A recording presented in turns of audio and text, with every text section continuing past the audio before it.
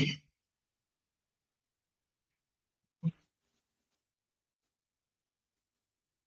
afternoon. Good afternoon, ma'am. Good afternoon, ma'am. Good afternoon, ma'am. Good afternoon, ma'am. Okay, നമ്മള് marketing അല്ലേ പഠിച്ചോണ്ടിരുന്നേ? എവിടെ വരെയാ പഠിച്ചത്? മാർക്കറ്റിംഗില് എവിടെ വരെ എടുത്തിരുന്നേ? Elements of marketing. Elements of marketing start ചെയ്തോളൂ അല്ലെ? Elements of marketing ജസ്റ്റ് ആ ഒരു 7 സ്റ്റെപ്പ് ചെയ്താന്ന് മാത്രല്ലേ പറഞ്ഞുള്ളൂ? Yes, miss. ഓക്കെ, അപ്പൊ നമ്മള് ആദ്യം എന്തൊക്കെയാണ് പറഞ്ഞിരുന്നത്?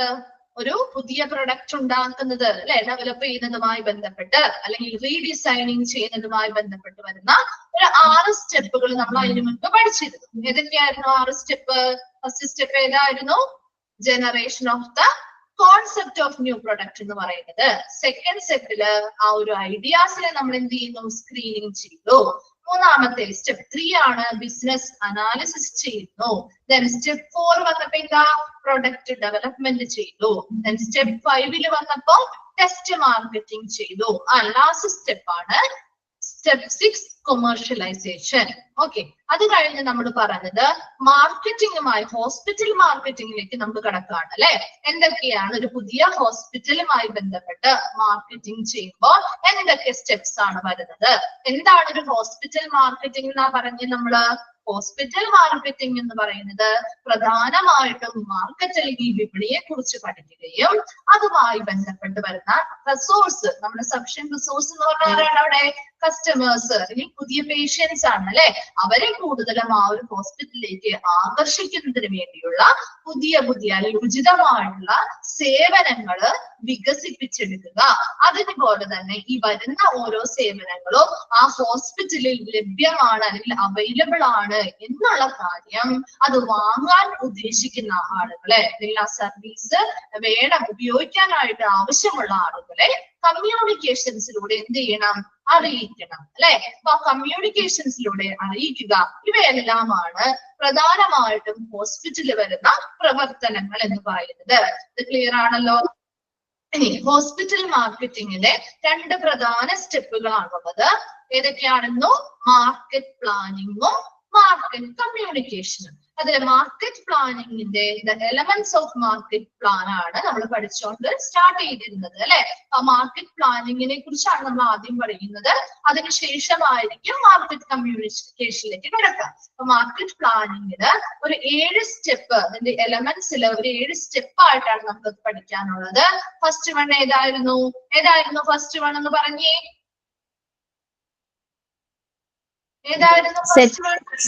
Set your marketing goals. Set your marketing goals. Second step ഏതായിരുന്നു? Conduct market research. Conduct market research. Third step Analyze research. Analyze research. Fourth step Identify a budget. Identify a budget. Then fifth step develop market strategies. And sixth one develop an implementation schedule. And seventh one create an evaluation process. Okay, very good. 7 സ്റ്റെപ്പിലൂടെയാണ് നമ്മൾ market പ്ലാനിങ്ങിനെ കുറിച്ച് പഠിക്കാൻ പോകുന്നത്. ഇതാണ് market പ്ലാനിങ്ങിന്റെ elements അല്ലെങ്കിൽ ഘടകങ്ങൾ എന്ന് പറയുന്നത്. ഈ ഓരോ സ്റ്റെപ്പിനെ കുറിച്ച് നമുക്ക് കുറച്ച് ഡീറ്റെയിൽസ് പഠിക്കാനുണ്ട്. നമുക്ക് ആ ഒരു ഭാഗത്തേക്ക് പോവാം.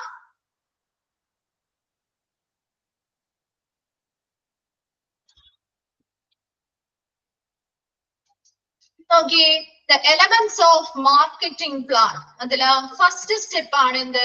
സെറ്റ് മാർക്കറ്റിംഗ് ഗോൾസ് അല്ലെ. മാർക്കറ്റിംഗ് ഗോളുകൾ അല്ലെങ്കിൽ ലക്ഷ്യങ്ങൾ സെറ്റ് ചെയ്യുക. അതൊക്കെയാണ് നോക്കി. Set truthful and measurable aims to achieve over the next 18 to 24 months. ഏകദേശം എത്ര ഇയേഴ്സ് ആവും?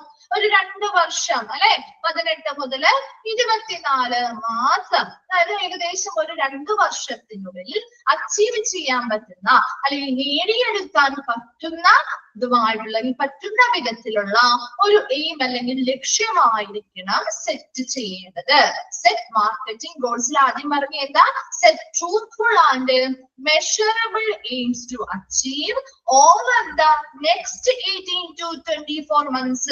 ഇനി വരുന്ന ഒരു 18 അല്ലെങ്കിൽ 24 മാസത്തിനുള്ളിൽ അല്ലെങ്കിൽ ഏകദേശം ഒരു 2 വർഷത്തിനുള്ളിൽ അച്ചീവ് ചെയ്യാൻ പറ്റുന്ന അല്ലെങ്കിൽ നേടിയെടുക്കാൻ പറ്റുന്ന രീതിയിലുള്ള ഒരു ലക്ഷ്യമായിരിക്കണം നമ്മൾ എന്ത് ചെയ്യേണ്ടത്, സെറ്റ് ചെയ്യേണ്ടത്.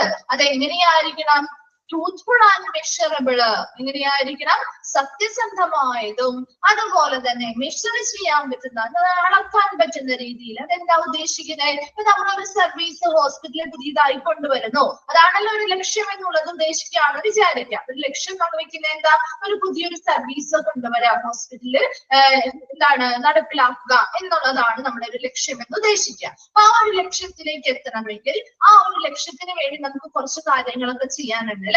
അതൊരു ഏകദേശം 2 വർഷത്തിനുള്ളിൽ നമുക്ക് ആ ഒരു ലക്ഷ്യത്തിലേക്ക് നമുക്ക് എത്താൻ കഴിയണം, ആ ഒരു സർവീസ് നടപ്പിലാക്കാൻ കഴിയണം. അതുപോലെ തന്നെ അതെങ്ങനെയായിരിക്കണം, അതിന്റെ പ്രോഗ്രസ്, അതിലേക്ക് വരുന്ന ആളുകളുടെ എണ്ണം, പുതിയ പുതിയ ആളുകൾ വരണം, അതിന്റെ ലാഭം, കാര്യങ്ങളൊക്കെ നമുക്ക് മെഷർ ചെയ്യാൻ പറ്റണം, അല്ലെങ്കിൽ ആ ഒരു പ്രോഗ്രസ് നമുക്ക് അളക്കാനായിട്ട് സാധിക്കണം. അപ്പൊ അതുപോലെ സത്യസന്ധമായതും അതുപോലെ അളക്കാൻ പറ്റുന്നതുമായിട്ടുള്ള 18 മുതൽ അല്ലെങ്കിൽ 24 മാസത്തിനുള്ളിൽ അല്ലെങ്കിൽ ഏകദേശം 2 വർഷത്തിനുള്ളിൽ നേടിയെടുക്കാൻ പറ്റുന്ന രീതിയിലുള്ള ഒരു ലക്ഷ്യമായിരിക്കണം നമ്മൾ സെറ്റ് ചെയ്യേണ്ടത്.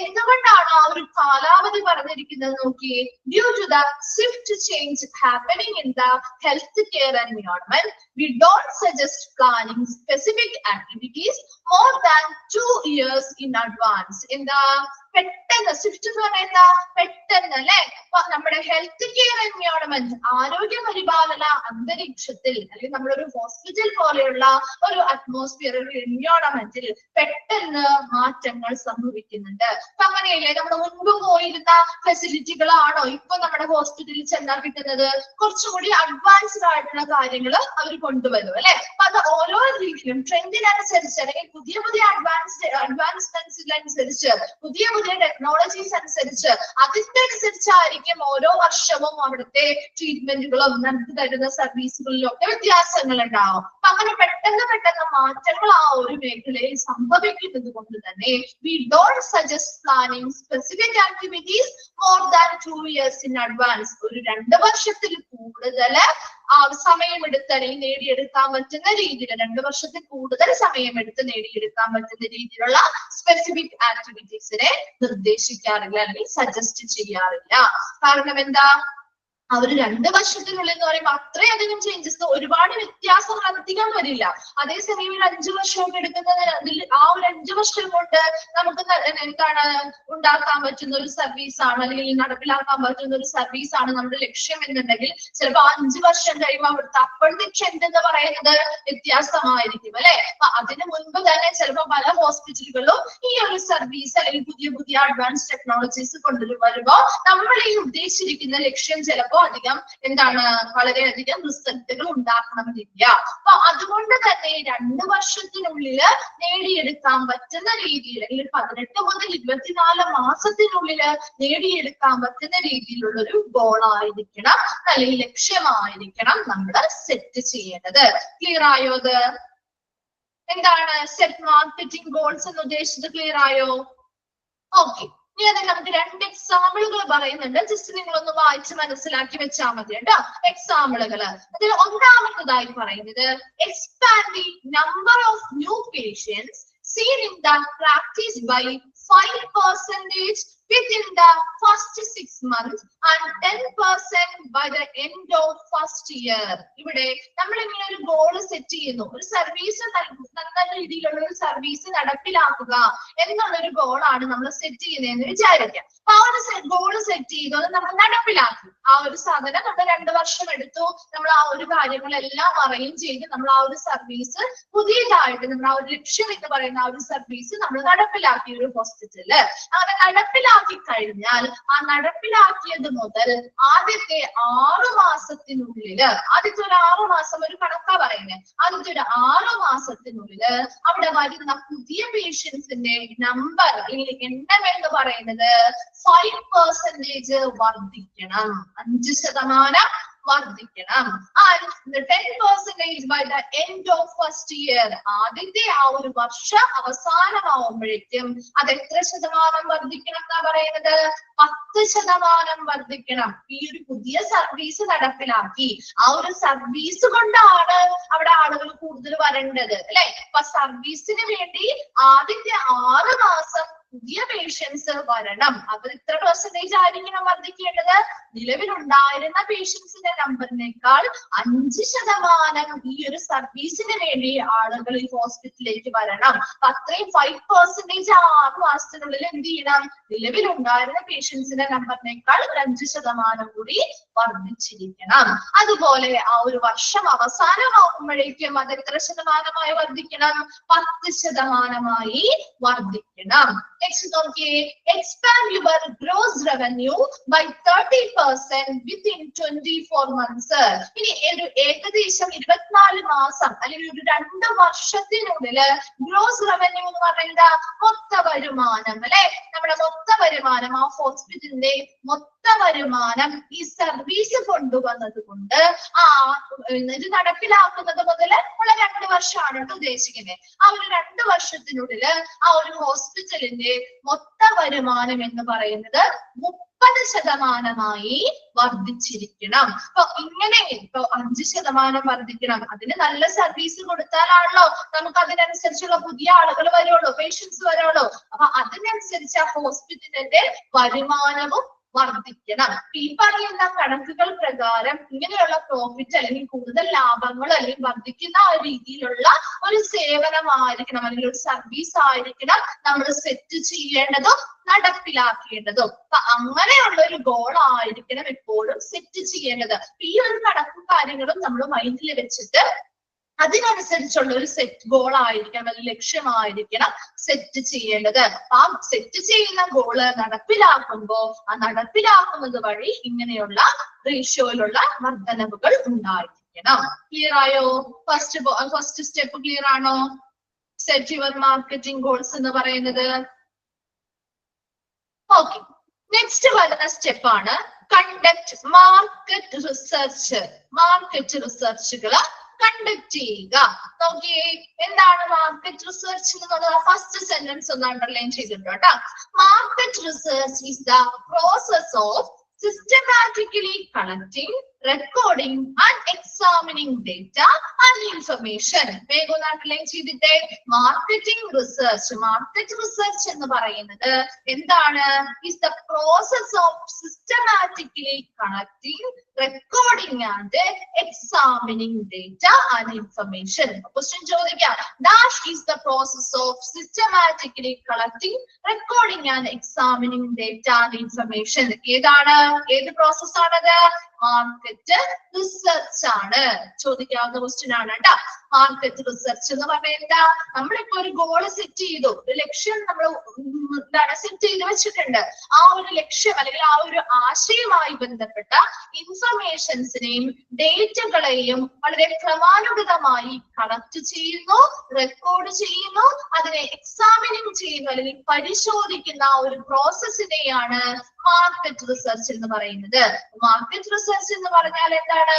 നമ്മൾ ആ സെറ്റ് ചെയ്തിരിക്കുന്ന ഗോള്, അതെന്താണോ ആ ഒരു ലക്ഷ്യം, അതുമായി ബന്ധപ്പെട്ട എല്ലാ ഇൻഫർമേഷൻസും ഡേറ്റാസും കളക്ട് ചെയ്യുന്നു, അത് റെക്കോർഡ് ചെയ്യുന്നു, അത് പരിശോധിക്കുന്നു. ആ ഒരു പ്രോസസ്സിനെയാണ് മാർക്കറ്റ് റിസർച്ച് എന്ന് പറയുന്നത്. ഇനി മാർക്കറ്റ് റിസർച്ച് ചെയ്യുന്നത് വഴി നമുക്ക് കുറച്ച് കാര്യങ്ങൾ മനസ്സിലാക്കാൻ പറ്റും അല്ലെ. എന്താണ് നോക്കിയേ, എബൌട്ട് കസ്റ്റമേഴ്സ്, നമ്മുടെ ഉപഭോക്താക്കള് അല്ലെങ്കിൽ കസ്റ്റമേഴ്സ് ആരാണ് എന്ന് മനസ്സിലാക്കാൻ പറ്റും. ഒരു സർവീസ് നമ്മൾ കൊടുക്കുമ്പോ ആ സർവീസ് തേടി വരുന്ന കുറെ പേരുണ്ടാവുമല്ലോ, ഉപഭോക്താക്കള്, അവരാരൊക്കെയാണ് എന്ന് നമുക്ക് മനസ്സിലാക്കാം. മനസ്സിലാക്കാൻ പറ്റും. അതുപോലെ കോമ്പറ്റീറ്റേഴ്സ് അല്ലെ, നമ്മുടെ എതിരാളികൾ ആരാണ്? ഒരേ സാധനം ഒരു പ്രൊഡക്റ്റ് ആണെങ്കിൽ കൂടി അത് നമ്മുടെ മാർക്കറ്റിൽ അതുപോലെയുള്ള മറ്റ് പ്രൊഡക്റ്റുകൾ ഉണ്ടാവും. ഇപ്പൊ തമ്മിലൊരു കോമ്പറ്റീഷൻ ആണ് അല്ലെ, നമ്മുടെ എതിരാളികളാണ് അവര്. അങ്ങനെയുള്ള കോമ്പറ്റീറ്റേഴ്സ് ആരാണ് എന്നുള്ളത് മനസ്സിലാക്കാൻ പറ്റും. ആൻഡ് മാർക്കറ്റ്, നമ്മുടെ ആ ഒരു മാർക്കറ്റ് അല്ലെങ്കിൽ വിപണിയെ സംബന്ധിച്ചുള്ള കാര്യങ്ങള് മനസ്സിലാക്കാനായിട്ട് സാധിക്കും. കസ്റ്റമേഴ്സിനെ കുറിച്ച് മനസ്സിലാക്കാൻ പറ്റും, കോമ്പറ്റീറ്റേഴ്സിനെ കുറിച്ച് മനസ്സിലാക്കാൻ പറ്റും, മാർക്കറ്റിനെ കുറിച്ച് കൂടുതൽ അറിയാനായിട്ട് സാധിക്കും ഒരു മാർക്കറ്റ് റിസർച്ച് ചെയ്യുന്നത് കൊണ്ട്.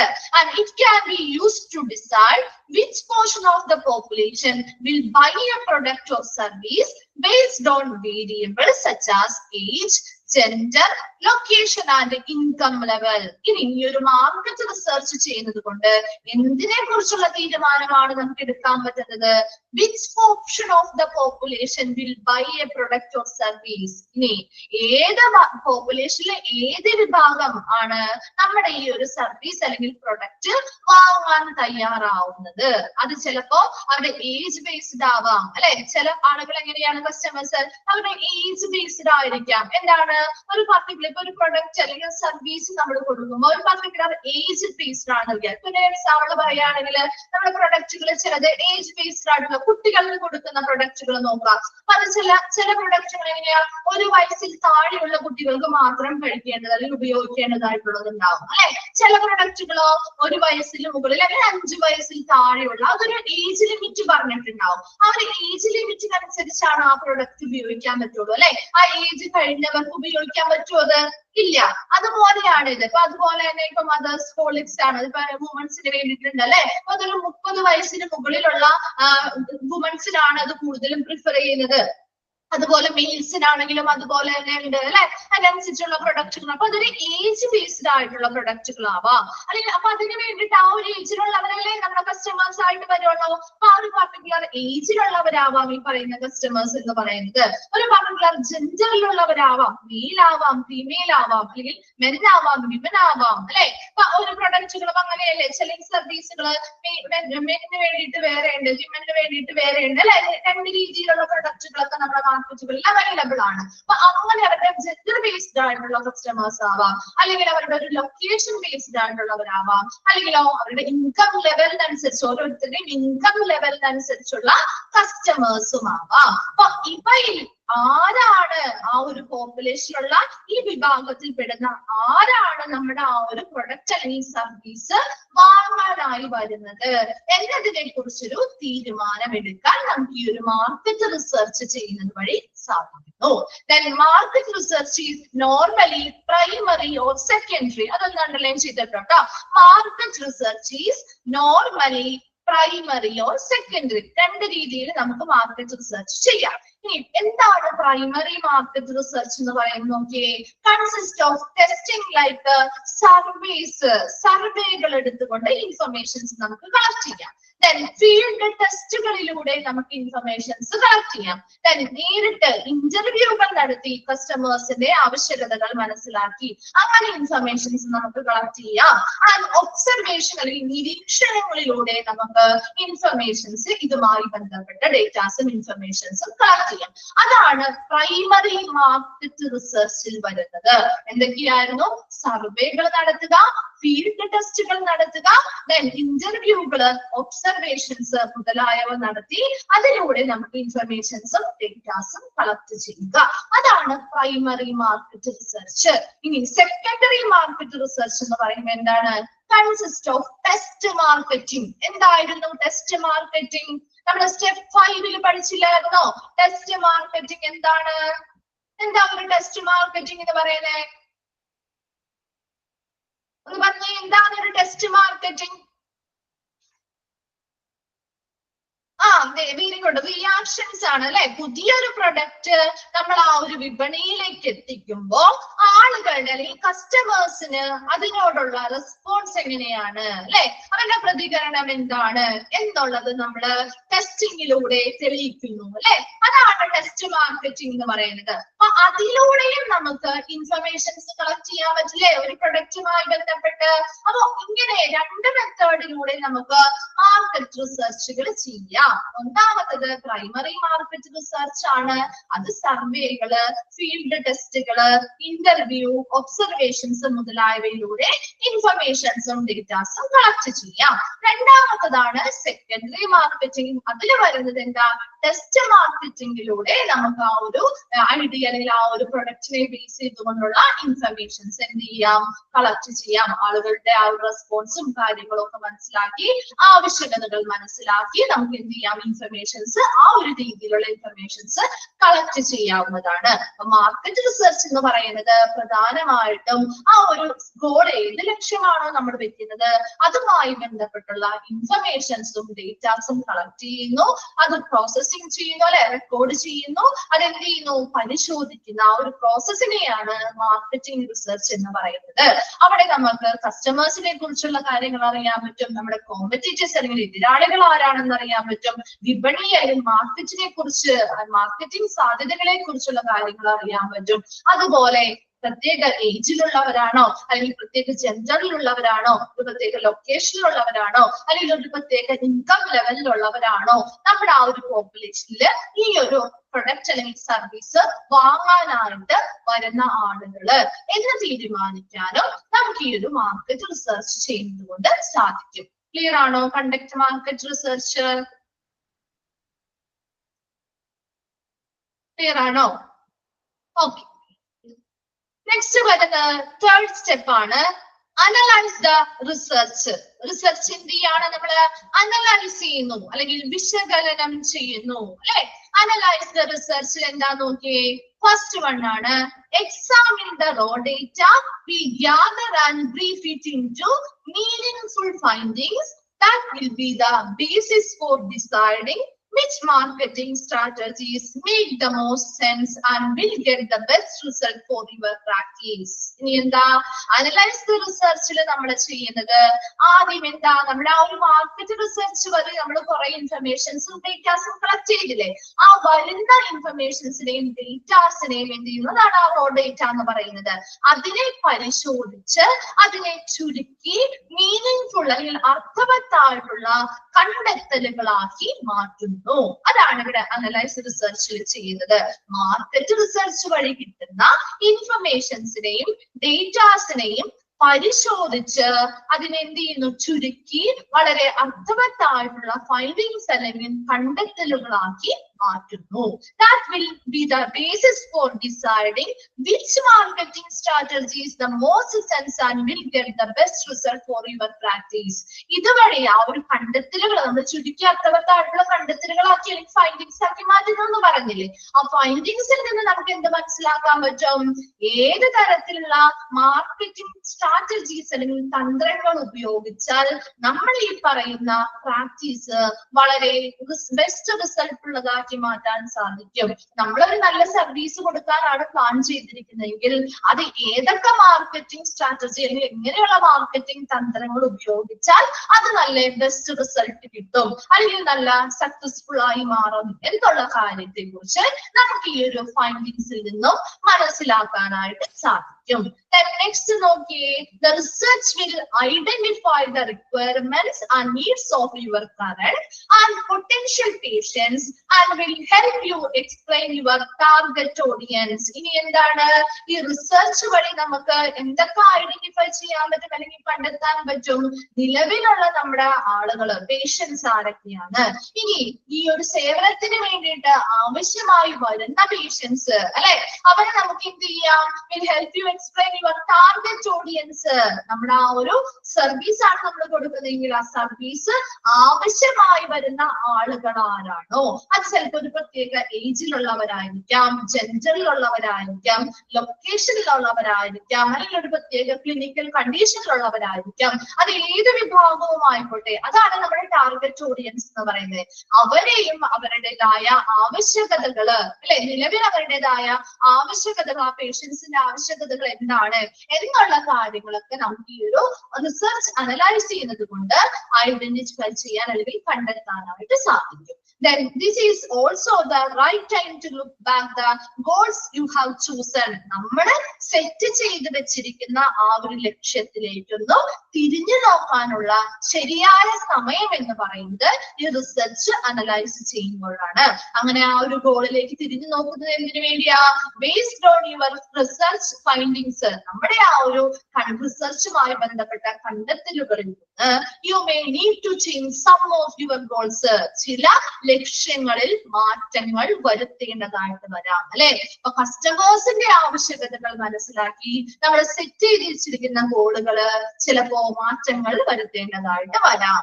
And it will helps to analyze some key questions. ചില ക്വസ്റ്റ്യനുകൾക്ക് നമുക്ക് എന്താണ് വിശകലനം ചെയ്യാനും അതുവഴി കുറച്ചും കൂടി ഹെൽപ്ഫുൾ ആയി ആ ഒരു സർവീസ് ആളുകളിലേക്ക് എത്തിക്കാനും നമുക്ക് ഈ ഒരു റിസർച്ച് അനലൈസ് ചെയ്യുന്നത് കൊണ്ട് സാധിക്കുന്നുണ്ട്. എന്തൊക്കെ കീ ക്വസ്റ്റ്യൻസിനാണ് നമുക്ക് അവിടെ ഒരു ആൻസർ കിട്ടുന്നത് നോക്കി. What are the similarities and dissimilarities between your practice and your competitors? നമ്മുടെ ആ ഒരു കൊടുക്കുന്ന സർവീസ് അതുപോലെ നമ്മുടെ എതിരാളികൾ കൊടുക്കുന്ന സർവീസുകളും തമ്മിൽ എന്തൊക്കെ സിമിലാരിറ്റീസ് ഉണ്ട്, എന്തൊക്കെ ഡിസിമിലാരിറ്റീസ് ഉണ്ട് എന്നുള്ളത് മനസ്സിലാക്കാൻ സാധിക്കും. അതുപോലെ what makes your practice from your competitors, നമ്മുടെ ആ എതിരാളികൾ കൊടുക്കുന്ന ആ സർവീസ് അല്ലെങ്കിൽ അവരും നമ്മളും തമ്മില് നമ്മളെ അവരിൽ നിന്നും എത്രത്തോളം നമ്മളെ അവരിൽ നിന്നും വ്യത്യസ്തമാക്കുന്നുണ്ട് അല്ലെ. ആ ഒരു വെറൈറ്റിക്കാണല്ലോ അവിടെ ഇമ്പോർട്ടൻസ്. എത്രത്തോളം അവരിൽ നിന്നും നമ്മളെ വ്യത്യസ്തരാക്കുന്നുണ്ട് എന്നുള്ളതിനെ കുറിച്ചുള്ള കാര്യങ്ങൾ അറിയാൻ പറ്റും. And is your location more desirable than your competitors, നമ്മളും ആ കോമ്പറ്റീഷനും അല്ലെങ്കിൽ ആ ഒരു എതിരാളികൾ തമ്മിൽ ഒരു താരതമ്യം ചെയ്യുന്ന സമയത്ത് അവരുടെ സ്ഥാനത്തേക്കാൾ ഏറ്റവും അഭികാമ്യമായിട്ടുള്ള സ്ഥാനത്താണോ നമ്മുടെ പൊസിഷൻ അല്ലെങ്കിൽ നമ്മുടെ സ്ഥാനം വരുന്നത്, ഏറ്റവും അവരിലേക്കും ഏറ്റവും അഭികാമ്യമായി ഡിസൈറബിൾ ആയിട്ടുള്ള ഒരു പൊസിഷൻ ആണോ വരുന്നത് അല്ലെങ്കിൽ ഒരു സ്ഥാനമാണോ വരുന്നത് എന്ന് മനസ്സിലാക്കാൻ പറ്റും. And do you promise A broader scope of services than the competition, അവിടെ ആ ഒരു മത്സരാധിഷ്ഠിതമായിട്ട് മറ്റുള്ളവർ നൽകുന്ന അല്ലെങ്കിൽ ആ ഒരു കോമ്പറ്റീഷൻ ബേസിസിൽ നമ്മൾ നൽകുന്ന ഒരു സർവീസ് എന്ന് പറയുന്നത് വിശാലമായ ഒരു നല്ല രീതിയിലുള്ള ഒരു പ്രോമിസ് അല്ലെങ്കിൽ വാഗ്ദാനം ചെയ്യുന്ന അല്ലെങ്കിൽ നല്ല രീതിയിലുള്ള സർവീസുകൾ വാഗ്ദാനം ചെയ്യുന്ന രീതിയിലുള്ള ഒരു സേവനമാണോ നമ്മൾ അവർക്ക് കൊടുക്കാൻ പോകുന്നത്. And is there a service you provide that no one else in the community presently offers, നിലവില് നമ്മുടെ കമ്മ്യൂണിറ്റിയിലുള്ള ഒരാളും ഓഫർ ചെയ്യാത്ത അല്ലെങ്കിൽ ഒരാളും നൽകാത്ത രീതിയിൽ അല്ലെ ആരും നൽകാത്ത രീതിയിലുള്ള ഒരു സർവീസ് ആണോ നമ്മൾ അവർക്ക് പ്രൊവൈഡ് ചെയ്യാൻ പോകുന്നത് എന്നുള്ള കാര്യങ്ങളെ കുറിച്ചുള്ള ഒരു അഭിപ്രായം അല്ലെങ്കിൽ ഡിസിഷൻ എന്താണ് നമ്മൾക്ക് കിട്ടും. നോക്കി ആ ഒരു കുറച്ച് ക്വസ്റ്റ്യൻസ് എന്തൊക്കെയായിരുന്നു? What are the similarities and dissimilarities between your practice and your competitors, നമ്മുടെ ആ ഒരു എതിരാളികളും നമ്മളും കൊടുക്കുന്ന സേവനങ്ങൾ തമ്മിൽ എന്തൊക്കെ സിമിലാരിറ്റീസ് ഉണ്ട്, എന്തൊക്കെ ഡിസിമിലാരിറ്റീസ് ഉണ്ട് എന്നതിനെ കുറിച്ചുള്ള ഒരു അറിവ് കിട്ടും. രണ്ടാമതായിട്ട് what makes your practice from your competitors, അവരിൽ നിന്ന് അല്ലെങ്കിൽ നമ്മുടെ കോമ്പറ്റീറ്റേഴ്സിൽ നിന്നും നമ്മളെ വ്യത്യസ്തരാക്കുന്നത് എന്താണ് എന്നുള്ളത് മനസ്സിലാക്കാൻ പറ്റും. And is your location more desirable than your competitors, ആ ഒരു കോമ്പറ്റീറ്റേഴ്സുമായിട്ട് താരതമ്യം ചെയ്യുമ്പോൾ അവരുടെ സ്ഥാനങ്ങളിൽ നിന്നും നമ്മുടെ സ്ഥാനം എത്രത്തോളം അവരിൽ നിന്നും നമ്മുടെ സ്ഥാനം അഭികാമ്യമാണ് അല്ലെങ്കിൽ ഡിസൈറബിൾ ആയിട്ടുള്ള ലൊക്കേഷൻ അല്ലെങ്കിൽ അഭികാമ്യമായിട്ടുള്ള ഒരു സ്ഥാനത്താണോ അവരെ വെച്ച് നോക്കുമ്പോൾ നമ്മൾ ഇരിക്കുന്നത് എന്ന് മനസ്സിലാക്കാൻ പറ്റും. And do you promise A broader scope of services than the competition, ആ ഒരു സേവനങ്ങളുടെ വിശാലത വ്യാപ്തി നമ്മൾ കൊടുക്കുന്ന ആ ഒരു സർവീസ് അതിനനുസരിച്ചൊരു നല്ല വിശാലമായിട്ടുള്ള ഒരു സേവനമാണോ നമ്മൾ അവർക്ക് വാഗ്ദാനം ചെയ്യുന്നത് എന്ന് മനസ്സിലാക്കാൻ പറ്റും. അതുപോലെ തന്നെ is there a service you provide that no one else in the community presently offers, നിലവില് നമ്മുടെ കമ്മ്യൂണിറ്റിയിലുള്ള ആരും തന്നെ ഓഫർ ചെയ്യാത്ത അല്ലെങ്കിൽ നൽകാത്ത രീതിയിലുള്ള ഒരു സർവീസ് ആണോ നമ്മൾ അവർക്ക് പ്രൊവൈഡ് ചെയ്യാൻ പോകുന്നത് എന്നതിനെ കുറിച്ചുള്ള കാര്യങ്ങളും നമുക്ക് ഈ ഒരു റിസർച്ച് അനലൈസ് ചെയ്യുന്നതുകൊണ്ട് മനസ്സിലാക്കാനായിട്ട് സാധിക്കും. ക്ലിയർ ആയോ? അത് അപ്പൊ എന്താണ് ഒരു മാർക്കറ്റ് റിസർച്ചുമായി ബന്ധപ്പെട്ട അനാലിസിസ് അല്ലെങ്കിൽ വിശകലനം ചെയ്യാന്ന് പറയുന്നത്? എപ്പോഴും ആ മാർക്കറ്റ് റിസർച്ച് വഴി കിട്ടുന്ന ഇൻഫർമേഷൻസിനെ അവർ എന്ത് ചെയ്യുന്നു?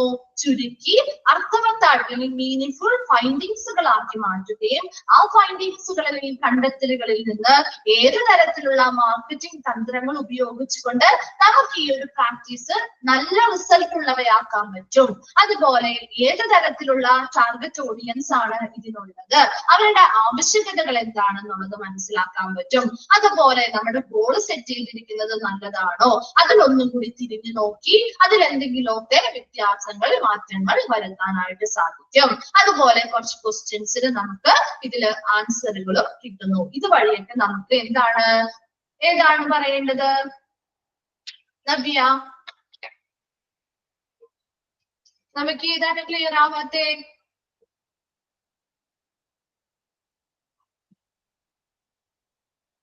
ഏതാണ്? ക്വസ്റ്റ്യൻസ് ആണോ? ഒന്നുകൂടി അനലൈസ് ദ റിസർച്ച് പറയാനാണോ പറയുന്നത്? ക്ലിയർ ആയില്ലല്ലോ അത്. ഒന്ന് ബ്രീഫായിട്ട് പറയാനാണോ ഉദ്ദേശിച്ചത്? ഓക്കെ, ശ്രദ്ധിക്കാം കേട്ടോ. കിട്ടാത്തതുണ്ടെങ്കിൽ ശ്രദ്ധിക്കാം. അനലൈസ് ദ റിസർച്ച് എന്ന് പറഞ്ഞാൽ എന്താണ്? നമ്മൾ പറഞ്ഞ പോലെ തന്നെ മാർക്കറ്റ് റിസർച്ച് കഴിഞ്ഞാണ് നമ്മൾ അടുത്ത സ്റ്റെപ്പാണ് അനലൈസ് ദ റിസർച്ച് എന്ന് പറയുന്നത്, അല്ലെ? അപ്പൊ മാർക്കറ്റ് റിസർച്ചിൽ നമ്മൾ ഇൻഫർമേഷൻസും നമ്മുടെ ഡേറ്റാസും ഒക്കെ കളക്ട് ചെയ്യുന്നു പറഞ്ഞു. ആ കിട്ടുന്ന ഇൻഫർമേഷൻസും ഡേറ്റാസിനെയും പരിശോധിച്ച് അത് എന്ത് ചെയ്യുന്നു? വളരെ അർത്ഥവത്തായിട്ടുള്ള ഫൈൻഡിങ്സ് അല്ലെങ്കിൽ എന്താണ് ഫൈൻഡിങ്സ് ആയിട്ട് ചുരുക്കുന്നു, അല്ലെ? അപ്പൊ ആ ഒരു കണ്ടെത്തലുകൾ അല്ലെങ്കിൽ ഫൈൻഡിങ്സിൽ നിന്നും നമുക്ക് എന്തൊക്കെ മനസ്സിലാക്കാൻ പറ്റും? നമ്മൾ ഈ കൊടുക്കാൻ പോകുന്ന സർവീസ് അല്ലെങ്കിൽ ആ ഒരു പ്രവർത്തനം നല്ല ബെസ്റ്റ് റിസൾട്ട് കിട്ടുന്നതാക്കണമെങ്കിൽ ഏതൊക്കെ രീതിയിലുള്ള മാർക്കറ്റിംഗ് തന്ത്രങ്ങൾ പ്രയോഗിക്കണം എന്നുള്ളതിനെ കുറിച്ചുള്ള ഒരു ഐഡിയ കിട്ടും. അതുപോലെ തന്നെ ഈ മാർക്കറ്റ് റിസർച്ച് അനലൈസ് ചെയ്യുന്നത് വഴി ഏത് തരത്തിലുള്ള ആളുകളാണ്, കസ്റ്റമേഴ്സ് ആണ്, ഏത് തരത്തിലുള്ള ടാർഗറ്റ് ഓഡിയൻസ് ആണ് നമ്മുടെ ഈ ആ ഒരു സേവനത്തിന് വേണ്ടി വരാൻ പോകുന്നത്, അതുപോലെ തന്നെ അവരുടെ ആവശ്യകതകൾ എന്താണ് എന്നുള്ള കാര്യങ്ങളെ കുറിച്ച് മനസ്സിലാക്കാൻ പറ്റും. മൂന്നാമതായി പറഞ്ഞ എന്താ? കൃത്യമായിട്ട് നമ്മുടെ ആ ഒരു ഗോൾ അല്ലെങ്കിൽ നമ്മുടെ ആ ഒരു ലക്ഷ്യം എന്താണോ അതിലേക്ക് നമുക്ക് ശരിയായ സമയം എന്ന് പറയുന്നത്, തിരിഞ്ഞു നോക്കാനുള്ള ഒരു ശരിയായ സമയം എന്ന് പറയുന്നത് ഈ റിസർച്ച് അനലൈസ് ചെയ്യുമ്പോഴാണ്. അത് എന്തിനു വേണ്ടിയാണ് ഗോളിലേക്ക് തിരിഞ്ഞു നോക്കണം എന്ന് പറയുന്നത്? അത് ആ ഗോളിലേക്ക് നോക്കുകയും നമ്മൾ ആ സെറ്റ് ചെയ്തിരിക്കുന്ന ഗോളുകളിൽ ആ കസ്റ്റമേഴ്സിന്റെ ആവശ്യകതകൾക്കനുസരിച്ച് എന്തെങ്കിലും മാറ്റങ്ങൾ വരുത്തേണ്ടതായിട്ടുണ്ടെങ്കിൽ അത് ചെയ്യാനും വേണ്ടിയിട്ടാണ്. അതുപോലെ തന്നെ കുറച്ച് ക്വസ്റ്റ്യൻസ് നമ്മൾ പറഞ്ഞു. എന്തൊക്കെയായിരുന്നു? അവിടെ കോമ്പറ്റീറ്റേഴ്സ് അല്ലെങ്കിൽ എതിരാളികളും നമ്മളും കൊടുക്കുന്ന സേവനങ്ങൾ തമ്മിൽ എന്തൊക്കെ സിമിലാരിറ്റീസ് ഉണ്ട്, എന്തൊക്കെ ഡിസിമിലാരിറ്റീസ് ഉണ്ടെന്ന് പറഞ്ഞു. അതുപോലെ അവരും നമ്മളും തമ്മിൽ അവരെ നമ്മളിൽ നിന്നും നമ്മൾ അവരിൽ നിന്നും എത്രത്തോളം വ്യത്യസ്തരാക്കുന്നുണ്ട്, എന്തൊക്കെയാണ് നമ്മളെ അവരിൽ നിന്നും വ്യത്യസ്തരാക്കുന്നത് എന്നുള്ളത് മനസ്സിലാക്കാൻ പറ്റും. അതുപോലെ ഒരു കോമ്പറ്റീറ്റേഴ്സിനെയും നമ്മളെയും വെച്ച് നോക്കുമ്പോൾ അവരുടെ സ്ഥാനത്തേക്കാൾ എത്ര ഉയരത്തിലുള്ള അല്ലെങ്കിൽ എത്ര അഭികാമ്യമായ ഒരിടത്താണ് നമ്മുടെ സ്ഥാനം വരുന്നത് എന്നുള്ളത് മനസ്സിലാക്കാൻ പറ്റും. അതുപോലെ തന്നെ വളരെ വിശാലമായ വ്യാപ്തിയുള്ള സേവനങ്ങളാണോ നമ്മൾ അവർക്ക് പ്രോമിസ് ചെയ്യുന്നത് അല്ലെങ്കിൽ വാഗ്ദാനം ചെയ്യുന്നത്.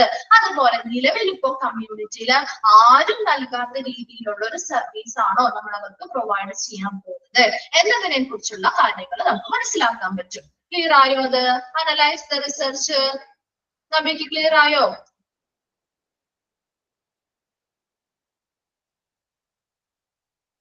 ഓക്കെ, നെക്സ്റ്റ് ഭാഗത്തേക്ക് പോയിക്കോട്ടെ. ഓക്കെ, നെക്സ്റ്റ് നോക്കി. Identify target audience. ടാർഗറ്റ് ഓഡിയൻസിനെ ഐഡന്റിഫൈ ചെയ്യുക. ആരാണ് ഈ ടാർഗറ്റ് ഓഡിയൻസ് എന്ന് പറയുന്നത്? Okay, target audience might consist of patients of a certain age, അല്ലെ? ഒരു പ്രത്യേക ഏജിലുള്ളവരാവാം. നമ്മൾ ഓൾറെഡി നേരത്തെ പറഞ്ഞു, അല്ലെ? പ്രത്യേക ഏജിലുള്ളവരാവാം, ഒരു പ്രത്യേക ജെൻഡറിലുള്ളവരാവാം, ഒരു പ്രത്യേക ലൊക്കേഷനിലുള്ളവരാവാം, അല്ലെങ്കിൽ payer type or patients with clinical requirements, എന്തെങ്കിലും പ്രത്യേക ക്ലിനിക്കൽ ആവശ്യകതകളുള്ളവരാവാം. ഇവയെല്ലാം ആരിൽ ഉൾപ്പെടുന്നതാണ്? ടാർഗറ്റ് ഓഡിയൻസിൽ വരുന്നതാണ്. നമ്മൾ പുതിയ സേവനം ഹോസ്പിറ്റലിൽ കൊണ്ടുവരുമ്പോഴത്തേക്ക് ഉണ്ടെങ്കിൽ ആ ഒരു ഹോസ്പിറ്റലിലേക്കുള്ള പുതിയ സേവനത്തിന്റെ ആവശ്യക്കാരാരാണ്, അവരാണ് ടാർഗറ്റ് ഓഡിയൻസ് എന്ന് പറയുന്നത്. അപ്പൊ അത് ആ ഒരു സേവനം എന്തിനെ ബേസ് ചെയ്തിട്ടുള്ള സേവനമാണ്, അതിനനുസരിച്ച് ചിലപ്പോൾ ഒരു പർട്ടിക്കുലർ ഏജിലുള്ളവരായിരിക്കും ആ സേവനം ആവശ്യമായി വരുന്നത്, അല്ലെങ്കിൽ ഒരു പർട്ടിക്കുലർ ജെൻഡറിലുള്ളവരായിരിക്കും ആ ഒരു സേവനം കൂടുതൽ ആവശ്യമായി വരുന്നത്, അല്ലെങ്കിൽ ഏതെങ്കിലും ഒരു ലൊക്കേഷനിലുള്ളവർക്കായിരിക്കും ആ ഒരു സേവനം കൂടുതൽ ആവശ്യമായി വരിക, അല്ലെങ്കിൽ ഏതെങ്കിലും ഒരു പർട്ടിക്കുലർ ക്ലിനിക്കൽ കണ്ടീഷനിലുള്ളവർക്കായിരിക്കാം ആ ഒരു സേവനം ആവശ്യമായി വരുന്നത്. അവരാണ് ടാർഗറ്റ് ഓഡിയൻസ് എന്ന് പറയുന്നത്. ക്ലിയർ ആയോ? ടാർഗറ്റ് ഓഡിയൻസ് ആരാണെന്നുള്ളത് ക്ലിയർ ആണോ? ക്ലിയർ ആയോ? അത് അപ്പൊ ഏത് വിഭാഗവും ആവാം, ഒരു ഏജിലുള്ളവരാവാം, ഒരു ജെൻഡറിലുള്ളവരാവാം, അല്ലെങ്കിൽ ഒരു ലൊക്കേഷനിലുള്ളവരാവാം, അല്ലെങ്കിൽ ഒരു പ്രത്യേക ക്ലിനിക്കൽ ആവശ്യകതകളുള്ള ആളുകളാവാം. അതാണ് ഏത് സേവനമാണെങ്കിലും ആ സേവനം ആവശ്യമായി വരുന്ന നമ്മുടെ കസ്റ്റമേഴ്സ് അല്ലെങ്കിൽ പേഷ്യൻസ്, ആ ഒരു പോപ്പുലേഷനിലുള്ള ഒരു വിഭാഗം ഉണ്ടാവുമല്ലോ, അവരെയാണ് നമ്മൾ ടാർഗറ്റ് ഓഡിയൻസ് എന്ന് പറയുന്നത്. ഇനി അതിനൊരു എക്സാമ്പിൾ ഇവിടെ കൊടുത്തിരിക്കുന്നത് നോക്കി ജസ്റ്റ് ഒന്ന് വായിച്ച് മനസ്സിലാക്കി വെച്ചാൽ മതി കേട്ടോ. എക്സാമ്പിൾ ഒന്നും അങ്ങനെ ക്വസ്റ്റ്യൻ ചോദിച്ചു കണ്ടിട്ടില്ല, ജസ്റ്റ് നിങ്ങൾക്ക് ഒന്ന് മനസ്സിലാവാൻ വേണ്ടിയിട്ട് പറയുന്ന ഒരു കാര്യമാണ്. Okay, if we want to treat young athletes, we might consider giving talks on sports safety and first aid tips to coaches and athletes at the local high schools, colleges and YMCAs. ഇവിടെ ഒരു example പറഞ്ഞിരിക്കുന്നത് young അത്ലറ്റ്സിന് വേണ്ടിയിട്ട് നമ്മളൊരു service തയ്യാറാക്കാൻ, ഹോസ്പിറ്റലിൽ ഒരു service നടപ്പിലാക്കാണ്. ആർക്ക് വേണ്ടിയിട്ടുള്ള സർവീസാണ് നടപ്പിലാക്കുന്നതെന്ന് വിചാരിച്ചേ? യങ് അത്ലറ്റ്സിന് വേണ്ടിയിട്ടുള്ള ഒരു സർവീസ് ആണ് നമ്മൾ നടപ്പിലാക്കാൻ പോകുന്നത്. അതാണ് നമ്മുടെ ഗോൾ എന്ന് പറയുന്നത് വിചാരിക്കുക. അപ്പൊ നമ്മൾ നടപ്പിലാക്കണമെങ്കിൽ അവരുടേതായ ആവശ്യകതകൾ, അല്ലെ, ആ ഒരു അത്ലറ്റ്സ് ആണെങ്കിൽ അത്ലറ്റ്സിൻ്റെതായ ആവശ്യകതകൾ മനസ്സിലാക്കി അതിനനുസരിച്ചുള്ള ഒരു സേവനം കൊടുത്താലല്ലേ അവർ ആ ഒരു സേവനത്തിന് വേണ്ടി നമ്മുടെ ആ ഒരു ഹോസ്പിറ്റലിലേക്ക് വരുള്ളൂ. അല്ലാതെ അവർക്ക് ആവശ്യമില്ലാത്ത കുറെ സാധനങ്ങൾ അല്ലെങ്കിൽ സർവീസുകൾ കൊടുത്തിട്ട് കാര്യമില്ല, അല്ലെ. നമ്മളൊരു യങ് അത്ലറ്റ്സിനെയാണ് ട്രീറ്റ് ചെയ്യാനാണ് ഒരു സേവനം കൊണ്ടുവരുന്നതെങ്കിൽ അതിന് മുൻപ് എന്ത് ചെയ്യണം? We might consider giving talks on sports safety and first aid tips to coaches and athletes at the local high schools, colleges and YMCAs. എന്താണ്? നമ്മുടെ ലോക്കൽ ഹൈസ്കൂളുകളില്, കോളേജുകളില്, YMCA പോലെയുള്ള യൂത്ത് ഓർഗനൈസേഷൻസുമായി ബന്ധപ്പെട്ടുള്ള അവിടത്തെ അത്ലറ്റുകൾ ഉണ്ടാവുമല്ലോ, അതുപോലെ തന്നെ അവരെ കോച്ച് ചെയ്യുന്ന കോച്ചുകൾ ഉണ്ടാവില്ലേ, അപ്പൊ അവരോടൊക്കെ എന്ത് ചെയ്യാം? ചർച്ചകൾ നടത്തുക.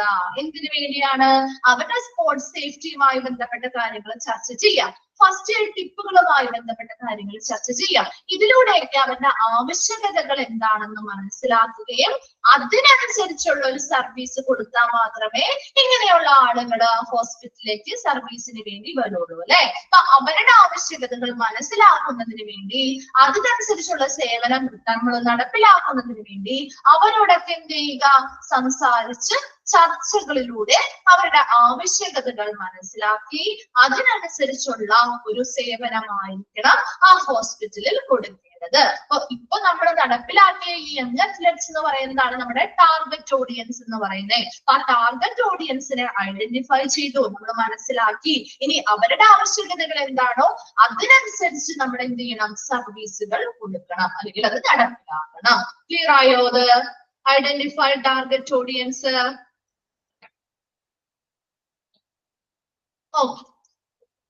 നെക്സ്റ്റ് സ്റ്റെപ്പ് ആണ് ഡിറ്റർമൈൻ എ ബഡ്ജറ്റ്. ഒരു ബഡ്ജറ്റ് തയ്യാറാക്കുക അല്ലെങ്കിൽ നിർണയിക്കുക, അല്ലെ.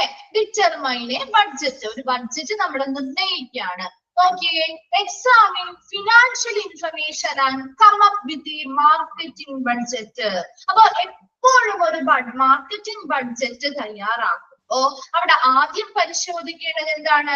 ഫിനാൻഷ്യൽ ഇൻഫർമേഷൻ അല്ലെങ്കിൽ സാമ്പത്തിക വിവരങ്ങൾ, അല്ലെ. ഇപ്പൊ നമ്മൾ ഒരു ബിസിനസ് സ്ഥാപനം സ്റ്റാർട്ട് ചെയ്യാണ്, ഒരു ബിസിനസ് ഓർഗനൈസേഷൻ സ്റ്റാർട്ട് ചെയ്യാണ്. അപ്പൊ നമ്മൾ ആദ്യം എന്ത് ചെയ്യണം? ആ ഒരു ബഡ്ജറ്റ് തയ്യാറാക്കി.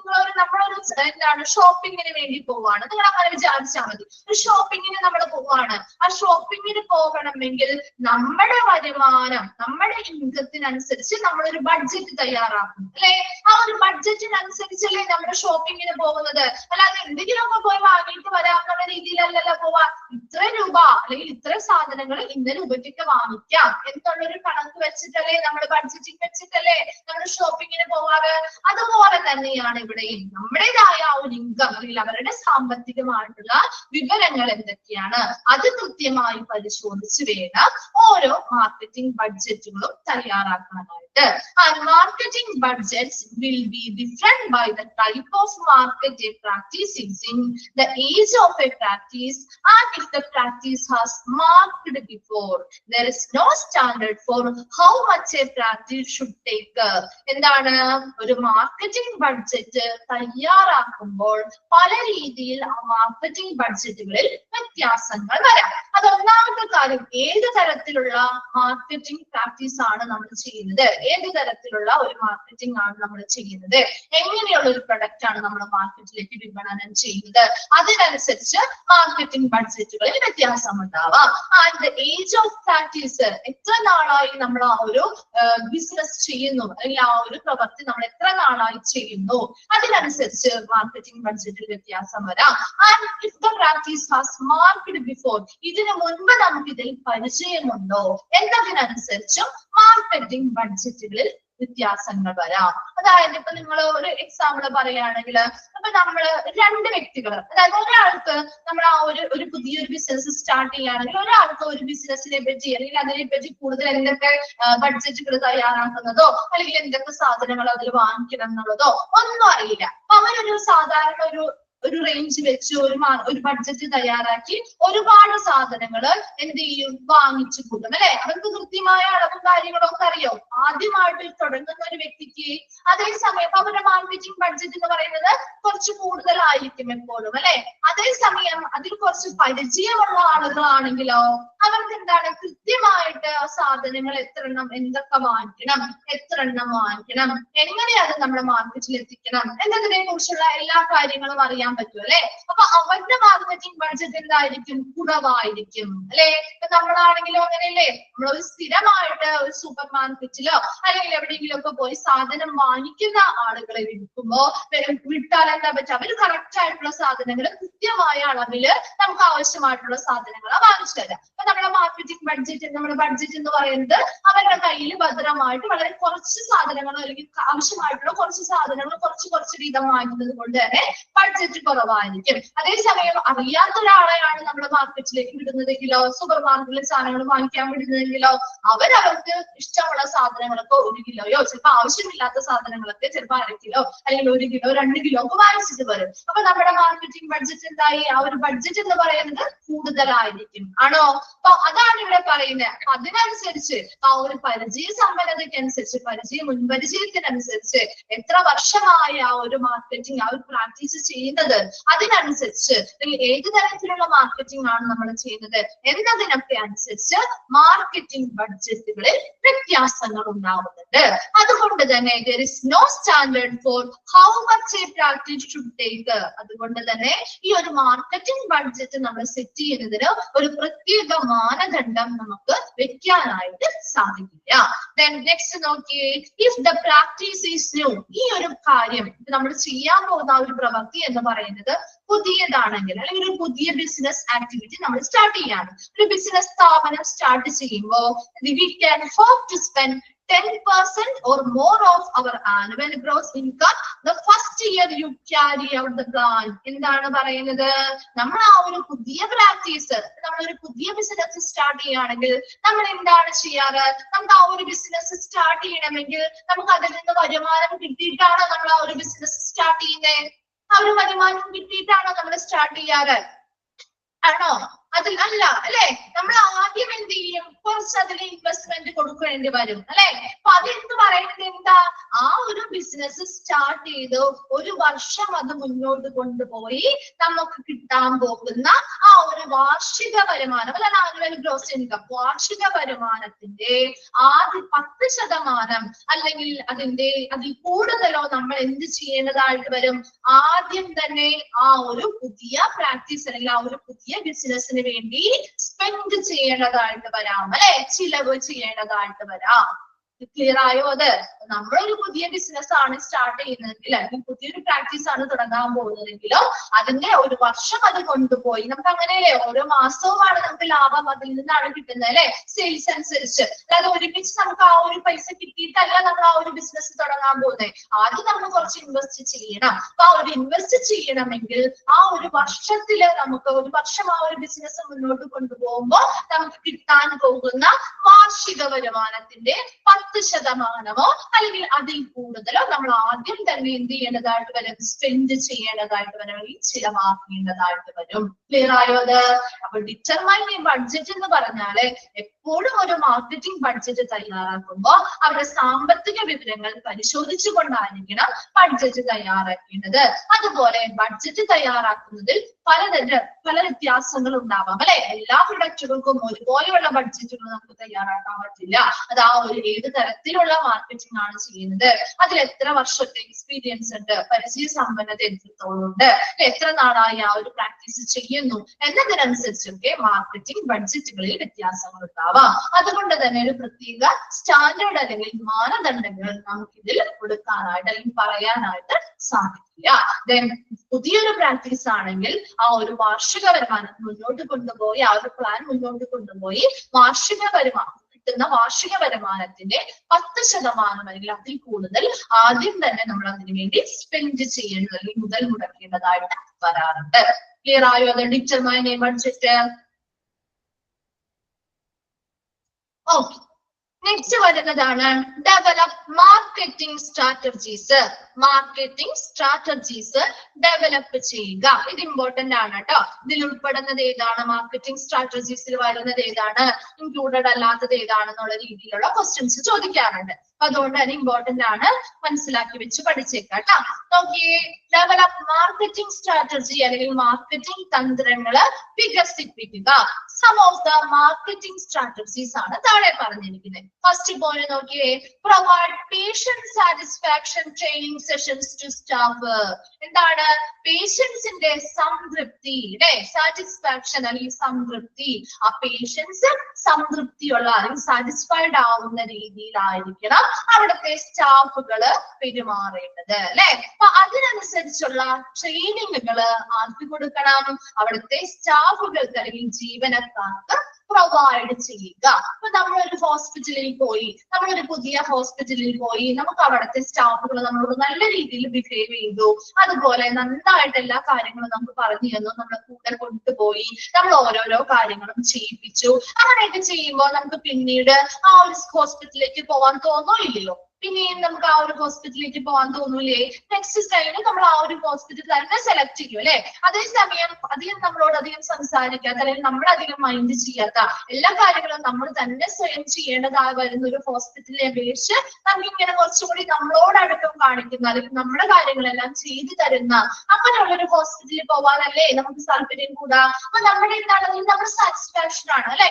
ആ ഹോസ്പിറ്റലിൽ ചെന്ന് അവരുടെ പെരുമാറ്റവും കാര്യങ്ങളും സർവീസുകൾ കൊണ്ട് അവർ നമ്മളെ സംതൃപ്തിപ്പെടുത്തി അല്ലെ. വരുന്ന പേഷ്യൻസിനെ അവർ സാറ്റിസ്ഫൈഡ് ആക്കി വിടുന്നു. അതുകൊണ്ടാണ് നമുക്ക് പിന്നെയും അവിടേക്ക് പോകാൻ തോന്നുന്നത്. അപ്പൊ അതുപോലെ വരുന്ന ഓരോ പുതിയ പേഷ്യൻസിനും നല്ല സംതൃപ്തി കൊടുത്തുകൊണ്ടായിരിക്കണം അവർ തിരിച്ചു പോരേണ്ടത്.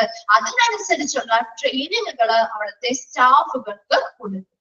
രണ്ടാമതായി പറയുന്നത് develop a patient self scheduling system within the practice website to get rid of the need to telephone the office for an appointment. ഇനി നമ്മൾ അപ്പോയിന്റ്മെന്റുകൾ എടുക്കാറില്ലേ ഡോക്ടേഴ്സിനെ കാണാൻ വേണ്ടിയിട്ട്?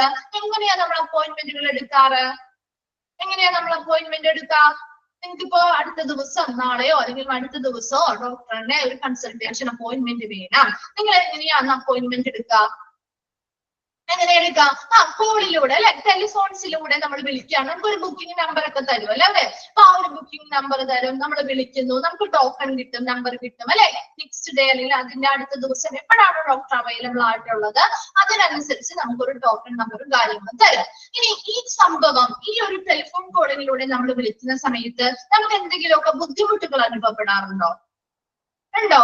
ചില സമയങ്ങളിലെങ്കിലും നമുക്കൊരു ബുദ്ധിമുട്ടുകൾ അനുഭവപ്പെടാറുണ്ടോ? എപ്പോ വിളിക്കുമ്പോഴും നമുക്ക് കിട്ടാറുണ്ടോ?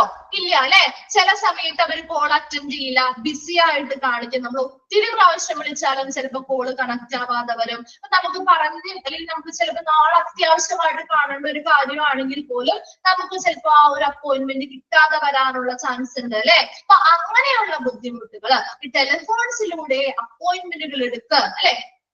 അതെ, കിട്ടിയാൽ അത് തന്നെ. അപ്പൊ അങ്ങനെയുള്ള കുറെ കാര്യങ്ങളുണ്ട് അല്ലെ. അപ്പൊ നമ്മൾ എപ്പോഴും ഇങ്ങനെ ടെലിഫോൺസിലൂടെ വിളിച്ച് അവിടെ അപ്പോയിന്റ്മെന്റുകൾ എടുക്കേണ്ടതായിട്ടുള്ള ബുദ്ധിമുട്ടുകൾ കുറയ്ക്കാൻ വേണ്ടിയിട്ട് ഇപ്പൊ എന്താ പുതിയൊരു മെത്തേഡ് വന്നിരിക്കുന്നേ? പുതിയ വല്ല മെത്തേഡുകൾ വന്നിട്ടുണ്ടോ അത് കുറയ്ക്കാൻ വേണ്ടി? എന്തെങ്കിലും മെത്തേഡുകൾ അറിയാമോ നമുക്ക് അപ്പോയിന്റ്മെന്റ് ചെയ്യാനായിട്ട്, അപ്പോയിന്റ്മെന്റുകൾ എടുക്കാൻ? ഇപ്പൊ ഇത്തിരി മൾട്ടി സ്പെഷ്യാലിറ്റി ഹോസ്പിറ്റലൊക്കെ ഇങ്ങനെയുള്ള ഒരു ടെക്നോളജി കൊണ്ടുവന്നിട്ടുണ്ട്. ഡയറക്റ്റ് നമുക്ക് എന്ത് ചെയ്യാം, ഓൺലൈൻ ആയിട്ട് നമുക്ക് വെബ്സൈറ്റുകളിലൂടെ അവരുടേതായ ഹോസ്പിറ്റൽ വെബ്സൈറ്റുകളിലൂടെ ഓൺലൈൻ ആയിട്ട് സെൽഫ് അല്ലെ സ്വയം ഷെഡ്യൂളിംഗ് ചെയ്യാൻ പറ്റുന്ന രീതിയിലുള്ള സിസ്റ്റംസ് വന്നിട്ടുണ്ട്, ഡെവലപ്പ് ചെയ്തിട്ടുണ്ട്. അപ്പൊ അതുപോലെയുള്ള സൗകര്യങ്ങള് ആളുകളിലേക്ക് പ്രൊവൈഡ് ചെയ്യുക. നമുക്ക് സ്വയം, നമുക്ക് ആരുടെയും സഹായം ഒന്നും വേണ്ട അല്ലെ, ആരെയും വിളിച്ച് നമ്മൾ വെയിറ്റ് ചെയ്യേണ്ട. നമ്മുടെ സ്വന്തം നമ്മുടെ വെബ്സൈറ്റിലൂടെ, നമ്മുടെ മൊബൈൽ ഉപയോഗിച്ച് നമ്മുടെ വെബ്സൈറ്റിലൂടെ അവരുടേതായ വെബ്സൈറ്റുകളിലൂടെ കയറുകയും ഏത് ഡോക്ടറെയാണോ ഏത് ദിവസമാണോ, ചില ഹോസ്പിറ്റലിൽ നമ്മൾ സമയം വരെ നമുക്ക് സെറ്റ് ചെയ്ത് കൊടുക്കാൻ പറ്റും. അപ്പൊ ആ സെറ്റ് സമയം വരെ അഡ്വാൻസ്ഡ് ഹോസ്പിറ്റലുകളൊക്കെ അങ്ങനെയാണ്. നമുക്ക് സമയം സെറ്റ് ചെയ്ത് നമുക്ക് കൃത്യമായിട്ടുള്ള സമയം നമ്മുടെ ഏത് ഡോക്ടറെ കാണണം, ഏത് ദിവസം കാണണം, നമുക്ക് സ്വന്തമായിട്ട് ഷെഡ്യൂൾ ചെയ്ത് അപ്പോയിന്റ്മെന്റുകൾ എടുക്കാവുന്നതാണ്. അപ്പൊ അത് കുറച്ചുകൂടി നമുക്ക് കൺവിൻസിങ് ആണ്, നമുക്ക് കുറച്ചുകൂടി ഹെൽപ്ഫുൾ ആണ് അല്ലെ. നമുക്ക് മറ്റുള്ളവരുടെ ഒരു ആശ്രയിക്കേണ്ടതായിട്ടുള്ള ഒരു കാര്യവും ബുദ്ധിമുട്ടുകളോ ഒന്നും വരുന്നില്ല. അപ്പൊ അതുപോലെയുള്ള കാര്യങ്ങള് ആളുകളിലേക്ക് ഡെവലപ്പ് ചെയ്ത് ആളുകൾക്ക് ലഭ്യമാക്കുക. നെക്സ്റ്റ് വരുന്നതാണ് make the reception room better. എന്താണ് റിസപ്ഷൻ റൂമുകള്? നമ്മൾ ആദ്യം ഹോസ്പിറ്റലിലേക്ക് നേരെ നമ്മൾ കയറി ചെല്ലുമ്പോൾ തന്നെ റിസപ്ഷൻ ഏരിയയിലേക്ക് അല്ലെ നമ്മൾ പോവാ. നമുക്ക് എന്തെങ്കിലും ഒരു ഓഫീസ് എടുക്കണമെങ്കിലോ അല്ലെങ്കിൽ അപ്പോയിന്റ്മെന്റുകൾ എടുക്കണമെങ്കിലോ അല്ലെങ്കിൽ മറ്റെന്തെങ്കിലും കാര്യങ്ങൾക്കോ നമ്മൾ ആദ്യം റിസപ്ഷൻ ഏരിയയിലേക്കാണ് പോവുക അല്ലെ. അപ്പൊ റിസപ്ഷൻ ഏരിയ എന്ന് പറയുന്നത് എപ്പോഴും വളരെ ബെറ്റർ ആക്കുക, അല്ലെങ്കിൽ ഡെക്കറേറ്റ് ചെയ്ത് അലങ്കരിച്ച് വളരെ മികച്ചതാക്കി വെക്കുക അല്ലെ. നമ്മൾ എപ്പോഴും പറയും first impression is the best impression അല്ലെ. അപ്പൊ ആ ഒരു റിസപ്ഷൻ ഏരിയ ആദ്യം തന്നെ വരുമ്പോൾ കാണുന്ന ആ ഒരു റിസപ്ഷൻ ഏരിയ വളരെ മനോഹരമാക്കിയും വളരെ നീറ്റ് ആക്കിയും ബെറ്റർ ആക്കിയും മെച്ചപ്പെടുത്തിയും നല്ല രീതിയിൽ വെക്കുകയാണെങ്കിൽ ആ ഹോസ്പിറ്റലിലെ ബാക്കിയുള്ള ഇടങ്ങളും അങ്ങനെയാണെന്ന് ആ കാണുന്നവരിലേക്കൊരു ബോധം ഉണ്ടാക്കാനായിട്ട് സാധിക്കും അല്ലെ. അപ്പൊ അതിലൂടെയും കൂടുതൽ ആളുകളെ ആ ഹോസ്പിറ്റലിൽ നല്ലൊരു സർവീസ് ആണ്, നല്ലൊരു അറ്റ്മോസ്ഫിയർ ആണെന്നുള്ളത് ബോധ്യപ്പെടുത്താൻ പറ്റും. Then provide name tag for staff. അവിടെയുള്ള ജീവനക്കാർക്കെല്ലാം നെയിം ടാഗുകൾ കൊടുക്കുക അല്ലെ. കണ്ടിട്ടില്ലേ, എല്ലാവരും നെയിം ടാഗുകൾ ഓൾമോസ്റ്റ് എല്ലാ ഹോസ്പിറ്റലിലും ഉണ്ട് അല്ലെ. അവർക്ക് നെയിം ടാഗുകളൊക്കെ കൊടുത്തിട്ടുണ്ടാവും, അതൊക്കെ പ്രൊവൈഡ് ചെയ്യുക. And call for staff to introduce themselves to each new patient. പുതിയതായി വരുന്ന ഓരോ പേഷ്യൻസിന്റെയും ആവശ്യകതകൾക്കനുസരിച്ച് അവരുടെ സ്റ്റാഫുകളെ വിളിച്ച് അവർക്ക് ഇൻട്രൊഡ്യൂസ് ചെയ്ത് കൊടുക്കുക. അപ്പൊ നമ്മുടെ ചില ഹോസ്പിറ്റലൊക്കെ ചെന്നാൽ നിങ്ങൾ കണ്ടിട്ടുണ്ടാവും, നമ്മുടെ കൂടെ നമുക്ക് പുതിയതായിട്ട് വരുന്ന ഒരാളാണെന്നുണ്ടെങ്കിൽ നമുക്ക് അവിടുത്തെ കാര്യങ്ങളെ കുറിച്ചൊന്നും ഒരു ഐഡിയ ഒന്നും ഉണ്ടാവില്ലല്ലോ. അപ്പൊ അവരെന്ത് ചെയ്യും, ഒരു സ്റ്റാഫിനെ നമ്മുടെ കൂടെ അയക്കും. ആ പേഷ്യൻസ് ഡോക്ടേഴ്സ് ഇരിക്കുന്ന കൺസൾട്ടിംഗ് റൂം കാണിക്കാൻ, അതുപോലെ എന്തെങ്കിലും ലാബ് ടെസ്റ്റുകൾ ചെയ്യണമെങ്കിൽ അവിടേക്ക് നമ്മളെ കൊണ്ടുപോവാൻ, അതുപോലെ വല്ല സ്കാനിങ്ങോ കാര്യങ്ങളോ ചെയ്യണമെങ്കിൽ അവിടേക്ക് നമ്മളെ കൊണ്ടുപോവാൻ, അതുപോലെ ഇതെല്ലാം കഴിഞ്ഞ് നമ്മൾ ഫാർമസിയുമായി ബന്ധപ്പെട്ട മരുന്നുകൾ വാങ്ങണമെങ്കിൽ ഫാർമസിയിലേക്ക് കൊണ്ടുപോവാൻ, ബില്ലടയ്ക്കാൻ, അങ്ങനെയുള്ള ഓരോരുത്തർ ചിലപ്പോ ചില ഹോസ്പിറ്റലുകൾ നമ്മുടെ കൂടെ നമ്മുടെ സ്റ്റാഫുകളെ വിടും. കണ്ടിട്ടുണ്ടോ അത്? ചില എല്ലാ ഹോസ്പിറ്റലും ഉണ്ടാവില്ല കേട്ടോ, ചെറിയ ചെറിയ ഹോസ്പിറ്റലൊന്നും അങ്ങനെ ഉണ്ടാവില്ല, പക്ഷെ മിക്ക ഹോസ്പിറ്റലിലും ഇപ്പൊ അങ്ങനെയൊക്കെ ഉണ്ട്. എന്തിനു വേണ്ടിയാണത്? അവർക്ക് നമുക്കും ഒരു സാറ്റിസ്ഫാക്ഷൻ തോന്നും അല്ലെ. നമുക്കറിയാത്തൊരു സ്ഥലമാണ്, പക്ഷെ ഒരാൾ കൂടെ വന്ന് നമ്മൾ അത് ചെയ്യുമ്പോഴോ നമുക്ക് ആ ഒരു ഹോസ്പിറ്റലിനോടും ആ പറയുന്ന ആളുകളോടൊക്കെ ഒരു ഇഷ്ടം തോന്നില്ലേ, പിന്നെയും നമ്മൾ അവിടെ തന്നെ വരും അല്ലെ. അപ്പൊ അതിനു വേണ്ടിയിട്ടാണ് അങ്ങനെയുള്ള കാര്യങ്ങൾ ചെയ്തു കൊടുക്കുക എന്ന് പറയുന്നത്. ലാസ്റ്റ് വൺ പറയുന്നു, okay, conduct post encounter telephone interviews with new patients within 3 days of their appointment.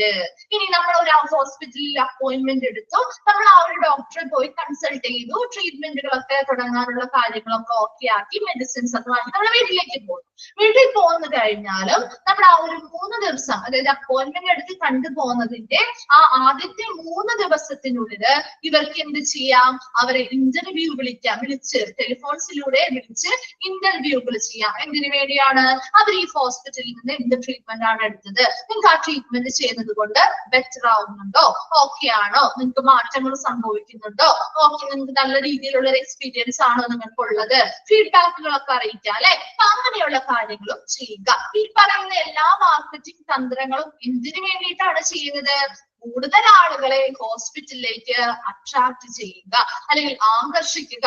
ഈ പറയുന്ന കാര്യങ്ങളൊക്കെ ചെയ്യുന്നത് വഴി നമുക്ക് കൂടുതലും ആ ഹോസ്പിറ്റലിനോട് ഒരു ഇഷ്ടം തോന്നും. നമുക്ക് ആ ഒരു ഹോസ്പിറ്റലിൽ തരുന്ന കെയറും ആ ഒരു ട്രീറ്റ്മെന്റ് ആ ഒരു സർവീസിനോടൊക്കെ ഒരു സാറ്റിസ്ഫാക്ഷൻ, ഒരു സംതൃപ്തി തോന്നും അല്ലെ. അപ്പൊ അതുകൊണ്ട് കൂടുതൽ ആളുകള് അതുവഴി എന്ത് ചെയ്യും? ഇങ്ങോട്ട് അട്രാക്ട് ചെയ്ത് വരും. ഇപ്പൊ നമ്മൾ മാത്രമല്ല, നമ്മൾ പിന്നെയും അവിടെ തന്നെ പോകും. നമുക്ക് പരിചയമുള്ള ആളുകളോട് നമ്മൾ പറയാറില്ലേ, നമ്മുടെ റിലേറ്റീവ്സിനോടോ നമ്മൾ പരിചയമുള്ള ആളുകളോട് പറയാറില്ലേ, ഞാൻ ഇങ്ങനെ കഴിഞ്ഞ ദിവസം ഇന്ന ഹോസ്പിറ്റലിൽ പോയായിരുന്നു, അവിടെ നല്ലൊരു സർവീസ് ആയിരുന്നു അവർ തന്നുകൊണ്ടിരുന്നത്, എല്ലാവരും നന്നായിട്ടാണ് നമ്മളോട് പെരുമാറുന്നത്, എല്ലാ കാര്യത്തിനും അവർ സഹായിക്കാറുണ്ട്, അപ്പൊ നിങ്ങളും അവിടെ തന്നെ പോയാൽ മതി കേട്ടോ, നല്ല ട്രീറ്റ്മെന്റ് ആണെന്ന് പറയാറില്ലേ. അപ്പൊ അത് തന്നെയാണ് ഇവിടെയും ചെയ്യുന്നത്. അത് ഇവരുടെ ഒരു മാർക്കറ്റിംഗ് തന്ത്രമാണെന്ന് പറയുന്നേ.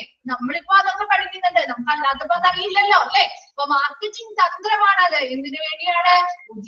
പുതിയ പുതിയ ആളുകളെ ഹോസ്പിറ്റലിലേക്ക് ആകർഷിക്കാൻ. അപ്പൊ നമ്മൾ പിന്നെയും പോകും. അതുകൂടാതെ നമ്മുടെ പരിചയത്തിലുള്ള ആളുകളെ കൂടി നമ്മൾ കൊണ്ടുപോകും അല്ലെ. അപ്പൊ അതുവഴി ഒരുപാട് ആളുകൾ ആ ഹോസ്പിറ്റലിലേക്ക് എത്തില്ലേ. അപ്പൊ അതിനു വേണ്ടിയിട്ടുള്ള മാർക്കറ്റിംഗ് സ്ട്രാറ്റജീസ് അല്ലെങ്കിൽ തന്ത്രങ്ങളാണ് ഈ പറഞ്ഞ കാര്യങ്ങൾ എന്ന് പറയുന്നത്. വേഗം ഒന്ന് വായിച്ചു നോക്കിയേ, മനസ്സിലാവാത്തത് ഏതെങ്കിലും ഉണ്ടെങ്കിൽ റിപ്പീറ്റ് ചെയ്യാം.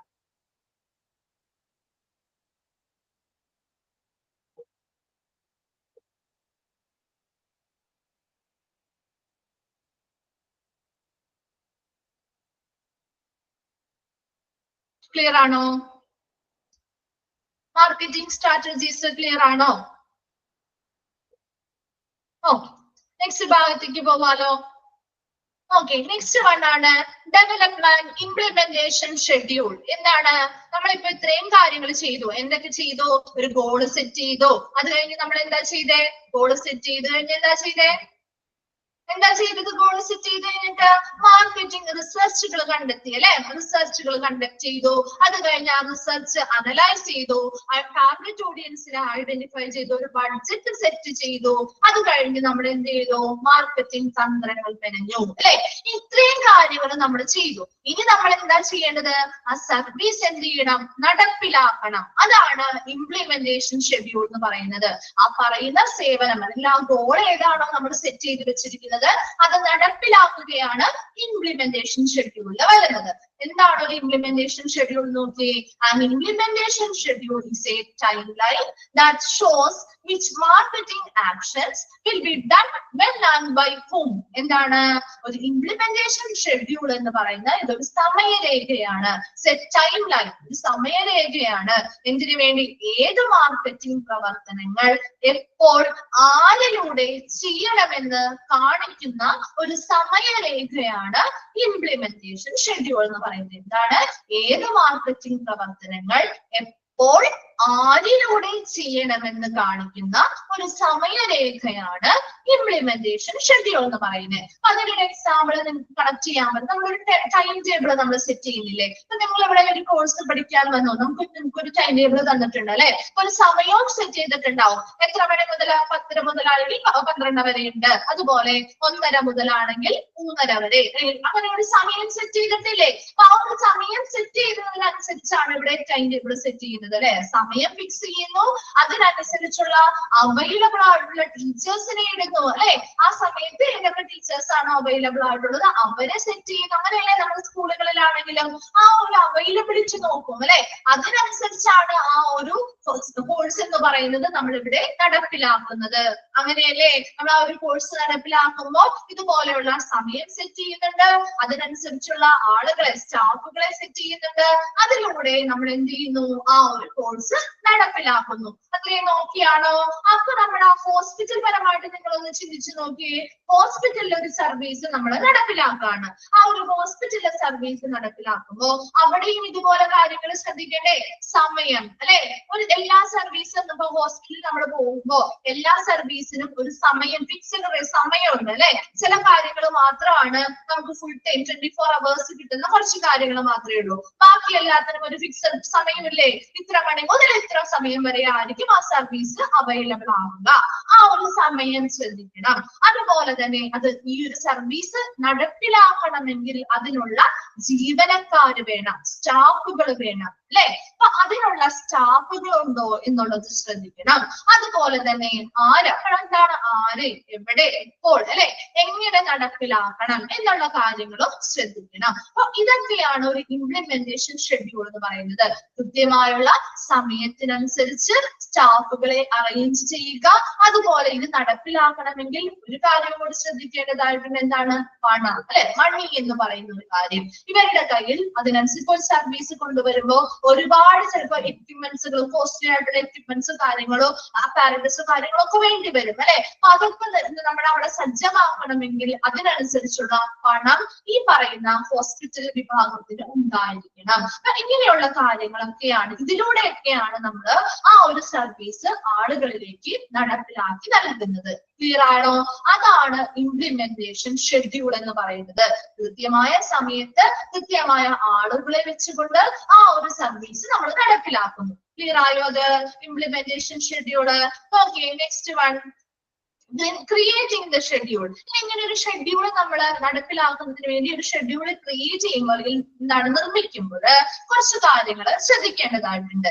Carefully take into consideration how the activities will influence the current practice operations and whether there are enough resources such as staff, time and money to fulfill the necessary task. എന്തൊക്കെയാണ് ശ്രദ്ധാപൂർവം പരിഗണിക്കേണ്ടത്? The activities, അതായത് നിലവിൽ അതാണ് current practice operations. Hospital already നിലവിൽ കുറെ സർവീസുകൾ, activities നടക്കുന്നുണ്ട് അല്ലെ? അപ്പൊ പുതിയൊരു കാര്യം, പുതിയൊരു സർവീസ് നമ്മൾ നടപ്പിലാക്കുമ്പോ ആ മുൻപുണ്ടായിരുന്ന അവയും ഈ പുതിയതും തമ്മിൽ എങ്ങനെയാണ് യോജിച്ചു പോകുന്നുണ്ടോ, അല്ലെങ്കിൽ ഈ പുതിയ വന്നിരിക്കുന്ന കാര്യങ്ങള് മുൻപുണ്ടായിരുന്ന ആ ആക്ടിവിറ്റീസിനെ എങ്ങനെയാണ് സ്വാധീനിക്കുന്നത്, അത് ആ ഒരു ഉണ്ടായിരുന്ന കാര്യങ്ങള് സുഗമമായിട്ട് മുന്നോട്ട് പോകുന്നില്ല, അതിനെ ഇത് ബാധിക്കുന്നുണ്ടോ എന്നുള്ളതൊക്കെ മനസ്സിലാക്കട്ടെ. അങ്ങനെയുള്ള കാര്യങ്ങൾ ശ്രദ്ധിക്കണം. അതുപോലെ തന്നെ അവിടെ ആ ഒരു തന്നിരിക്കുന്ന ആ ഒരു കാര്യം നിറവേറ്റുന്നതിന് നെസസറി ടാസ്ക് അല്ലെങ്കിൽ ആവശ്യമായ ജോലികള് നിറവേറ്റുന്നതിനായിട്ടുള്ള സ്റ്റാഫുകളുണ്ടോ, മതിയായ റിസോഴ്സ് അല്ലെങ്കിൽ വിഭവങ്ങള് സ്റ്റാഫുകളുണ്ടോ, സമയം എങ്ങനെയാണ്, അതുപോലെ പണമുണ്ടോ എന്നുള്ള കാര്യങ്ങൾ കൂടി ശ്രദ്ധാപൂർവം പരിഗണിച്ചുകൊണ്ടായിരിക്കണം ഒരു ഷെഡ്യൂള് ക്രിയേറ്റ് ചെയ്യേണ്ടത്. ക്ലിയർ ആയോ? അത് ഡെവലപ്മെന്റ് ആൻഡ് ഇംപ്ലിമെന്റേഷൻ ഷെഡ്യൂൾ എന്ന് പറയുന്നത് നമ്മൾ ആ ഒരു ടൈം ടേബിൾ കാര്യങ്ങളൊന്നും ഓർത്താൽ മതി. അത് വെച്ച് കണക്ട് ചെയ്ത് പഠിച്ചാൽ നിങ്ങൾ മറന്നു പോവില്ല കേട്ടോ. അങ്ങനെയുള്ള കാര്യങ്ങൾ നോക്കുമ്പോൾ നമുക്ക് അവിടെ എല്ലാ രീതിയിലും അത് നടപ്പിലാക്കാനായിട്ടുള്ള സജ്ജീകരണങ്ങൾ ഉണ്ടായിരിക്കണം. നമ്മൾ നടപ്പിലാക്കുകയാണ് ഒരു സർവീസ്, നമ്മൾ നടപ്പിലാക്കി കഴിഞ്ഞു. ഇനി നെക്സ്റ്റ് വരുന്നതാണ് ക്രിയേറ്റ് ആൻഡ് ഇവാലുവേഷൻ പ്രോസസ്. എന്താണ്?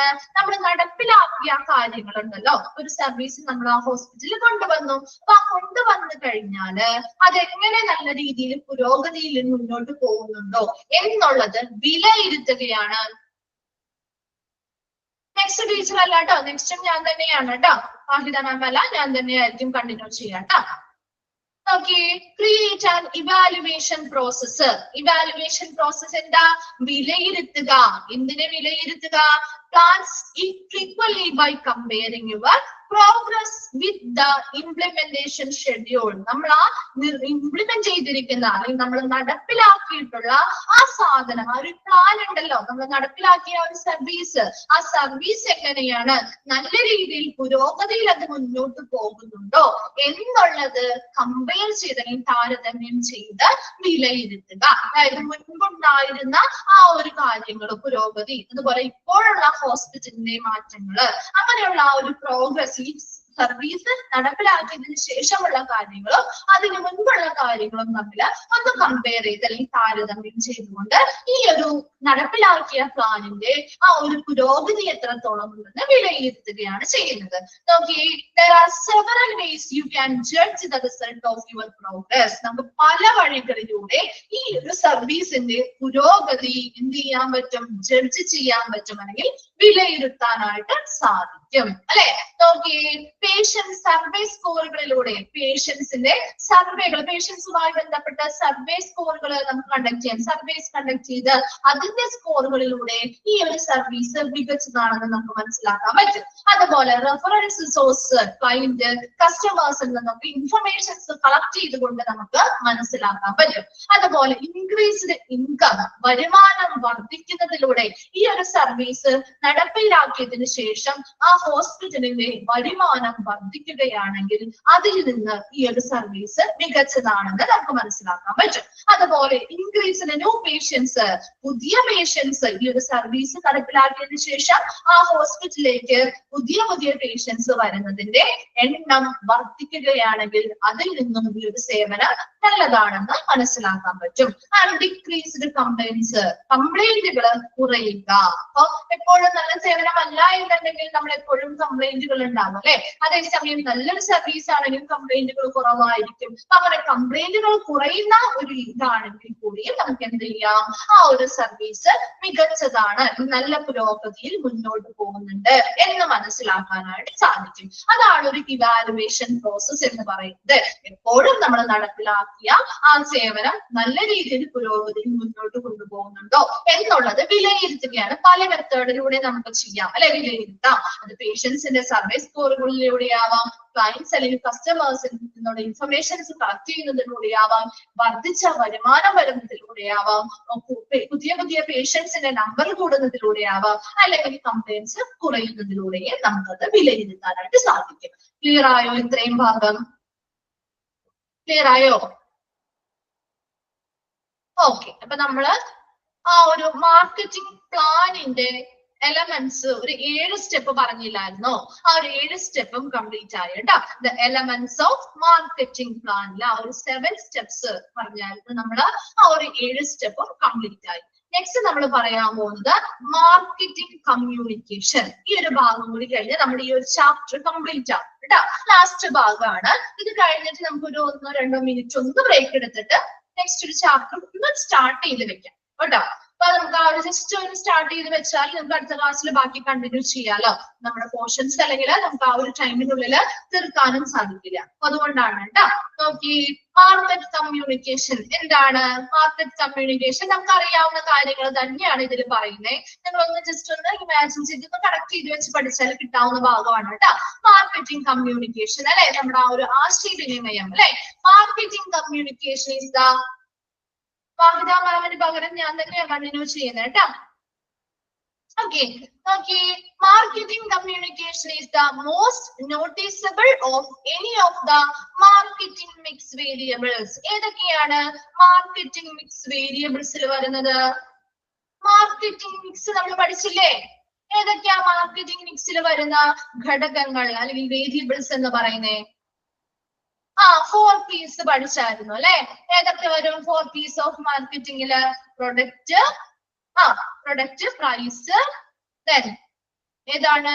Product, price, promotion, place. ഈ 4 എണ്ണമാണ് അല്ലെ നമ്മുടെ മാർക്കറ്റിംഗ് മിക്സ് വരുന്ന സ്ട്രാറ്റജീസ് എന്ന് പറയുന്നത്. അപ്പൊ അതില് ഏറ്റവും നോട്ടീസബിൾ ആയിട്ടുണ്ടെങ്കിൽ ശ്രദ്ധേയമായ ഒന്നെന്ന് പറയുന്നത് ഏതാണ്? മാർക്കറ്റിംഗ് കമ്മ്യൂണിക്കേഷൻ അല്ലെങ്കിൽ നമ്മുടെ പ്രൊമോഷൻ ആണ് അല്ലെ. ആ 4 എണ്ണത്തിലും നമ്മുടെ ഏറ്റവും ഇമ്പോർട്ടന്റ് ആയിട്ടുള്ളത് ഈ കമ്മ്യൂണിക്കേഷൻ എന്ന് പറയുന്ന ഒരു മെത്തേഡ് അല്ലെ. നമ്മൾ ഒരു പ്രൊഡക്റ്റ് ഉണ്ടാക്കി നമ്മൾ വീട്ടിൽ വെച്ചത് കൊണ്ട് അല്ലെങ്കിൽ ഹോസ്പിറ്റൽ ഒരു സർവീസ് നമ്മൾ നടപ്പിലാക്കിയത് കൊണ്ട് മാത്രം കാര്യമായോ? അത് അത് ആളുകൾ അറിയണം അല്ലെ, എന്നാലല്ലേ ആളുകൾ ആ ഹോസ്പിറ്റലിലേക്ക് വരുള്ളൂ. അപ്പൊ ആ ഒരു സേവനത്തിന് വേണ്ടി ആളുകൾ ഹോസ്പിറ്റലിലേക്ക് വരണമെങ്കിൽ ആ സർവീസ് ഇവിടെ ലഭ്യമാണ് എന്നുള്ള കാര്യം അവർ അറിയണം. അപ്പൊ അതിനു വേണ്ടിയാണ് നമ്മൾ ഏറ്റവും ശ്രദ്ധേയമായ ഒരു മെത്തേഡ് എന്ന് പറയുന്നത് മാർക്കറ്റിംഗ് കമ്മ്യൂണിക്കേഷൻ അല്ലെങ്കിൽ ആശയവിനിമയമാണ്. Then marketing communication consists of a number of elements that make up the marketing communication mix. ഈ മാർക്കറ്റിംഗ് കമ്മ്യൂണിക്കേഷൻ എന്ന് പറയുന്നത് അതിൽ ഒത്തിരി എലമെന്റ്സ് ഉൾപ്പെടുന്നുണ്ട്. That make up the marketing communication mix. ഈ മാർക്കറ്റിംഗ് കമ്മ്യൂണിക്കേഷനിൽ വരുന്ന എല്ലാ എലമെന്റ്സിനെയും കൂടി നമ്മൾ വിളിക്കുന്ന പേരാണ് മാർക്കറ്റിംഗ് കമ്മ്യൂണിക്കേഷൻ മിക്സ്. അണ്ടർലൈൻ ചെയ്തിട്ടേ, മാർക്കറ്റിംഗ് കമ്മ്യൂണിക്കേഷൻ മിക്സ്. ഈ മാർക്കറ്റിംഗ് കമ്മ്യൂണിക്കേഷൻ മിക്സിൽ ഉൾപ്പെടുന്നത്, മാർക്കറ്റിംഗ് മിക്സിൽ ഏതൊക്കെ വരുന്നത് 4 P's ആണ്. മാർക്കറ്റിംഗ് കമ്മ്യൂണിക്കേഷൻ മിക്സിൽ വരുന്നവയാണ് ഈ പറയാൻ പോകുന്നത് കേട്ടോ. നോക്കി, അഡ്വർടൈസിങ് അണ്ടർലൈൻ ചെയ്തിട്ടുണ്ടോ കേട്ടോ. ആ ഒരു മാർക്കറ്റിംഗ് കമ്മ്യൂണിക്കേഷൻ മിക്സിൽ വരുന്ന എലമെന്റ്സ് എന്തൊക്കെയാണെന്നൊന്ന് അണ്ടർലൈൻ ചെയ്തിടാം. അഡ്വർടൈസിങ് എന്താണ്? പരസ്യം ചെയ്യല് അല്ലെ. ദെൻ പേഴ്സണൽ സെല്ലിംഗ് വ്യക്തിഗത വിൽപ്പന അല്ലെ. ദെൻ സെയിൽസ് പ്രൊമോഷൻ വിൽപ്പനയുമായി ബന്ധപ്പെട്ടുള്ള പ്രൊമോഷൻസ് ചെയ്യുക, പബ്ലിസിറ്റി കൊടുക്കുക. ഡയറക്റ്റ് മാർക്കറ്റിംഗ് അല്ലെങ്കിൽ നേരിട്ട് വിൽപ്പന നടത്തുക. സൈബർ മാർക്കറ്റിംഗ്, സൈബർ മാർക്കറ്റിംഗിൽ എന്തൊക്കെ വരാം? സൈബർ മാർക്കറ്റിംഗില് എന്തൊക്കെ വരാം?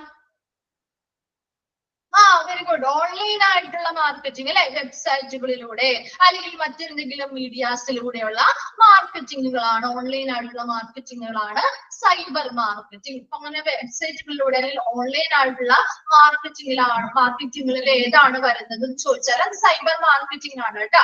അങ്ങനെ ചോദിച്ചാലും അതിനനുസരിച്ച് ആൻസർ എഴുതണം കേട്ടോ.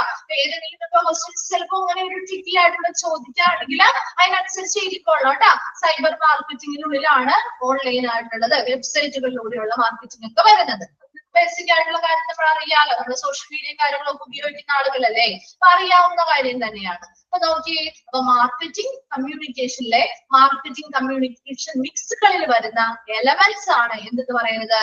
അഡ്വർടൈസിങ്, പേഴ്സണൽ സെല്ലിംഗ്, സെയിൽസുമായി ബന്ധപ്പെട്ട പ്രൊമോഷൻസ്, പബ്ലിസിറ്റി, ഡയറക്റ്റ് മാർക്കറ്റിംഗ് ചെയ്യുക, സൈബർ മാർക്കറ്റിംഗ് ചെയ്യുക എന്നുള്ളത്. അപ്പൊ മാർക്കറ്റിംഗ് കമ്മ്യൂണിക്കേഷന്റെ കുറച്ച് ഭാഗം നമ്മൾ പറഞ്ഞു, 2 സെന്റൻസ് ആണ് നമ്മൾ പറഞ്ഞു അല്ലെ. മാർക്കറ്റിംഗ് കമ്മ്യൂണിക്കേഷൻ, മാർക്കറ്റിംഗ് മിക്സുകളിലെ ഏറ്റവും ശ്രദ്ധേയമായവ എന്ന് പറയുന്നത് മാർക്കറ്റിംഗ് കമ്മ്യൂണിക്കേഷനിലാണ്. അതിലൂടെ ആശയവിനിമയത്തിലൂടെ ആളുകളെ ഈ പറയുന്ന ലഭ്യമായ സേവനങ്ങളെ കുറിച്ച് അറിയിക്കുക. അപ്പൊ അതിനുവേണ്ടി മാർക്കറ്റിംഗ് കമ്മ്യൂണിക്കേഷൻ മിക്സുകൾ ഉണ്ട്. ആ മാർക്കറ്റിംഗ് കമ്മ്യൂണിക്കേഷൻ മിക്സിൽ വരുന്ന എലമെന്റ്സ് ആണ് advertising, personal selling, sales promotion, publicity, direct marketing and cyber marketing എന്ന് പറയുന്നത്. ക്ലിയർ ആയോ അത്? നെക്സ്റ്റ് ഭാഗത്തേക്ക് നമ്മൾ പോവാണ്. Methods of marketing communication. Marketing കമ്മ്യൂണിക്കേഷനുമായി ബന്ധപ്പെട്ടുള്ള മെത്തേഡുകൾ എന്തൊക്കെയാണ് നോക്കിയേ. A few marketing methods are health education ക്യാമ്പുകൾ സംഘടിപ്പിക്കുക അല്ലെ. നമുക്കറിയാം, നമ്മൾ കണ്ടിട്ടുണ്ടല്ലോ ഹോസ്പിറ്റലുമായി ബന്ധപ്പെട്ട് ഹെൽത്ത് എഡ്യൂക്കേഷൻ ക്യാമ്പുകൾ നടത്താറില്ലേ. അതുപോലെ അവയർനെസ് പ്രോഗ്രാമുകൾ ഫോർ കൺസ്യൂമേഴ്സ്, മെഡിക്കൽ ക്യാമ്പ്, ഉപഭോക്താക്കളുടെ മെഡിക്കൽ ക്യാമ്പുകളുമായി ബന്ധപ്പെട്ട് മെഡിക്കൽ ക്യാമ്പുകൾ നടത്താറില്ലേ. അതുമായി ബന്ധപ്പെട്ട് അവയർനെസ് പ്രോഗ്രാമുകൾ അല്ലെങ്കിൽ ബോധവൽക്കരണ പരിപാടികൾ നടത്തുക.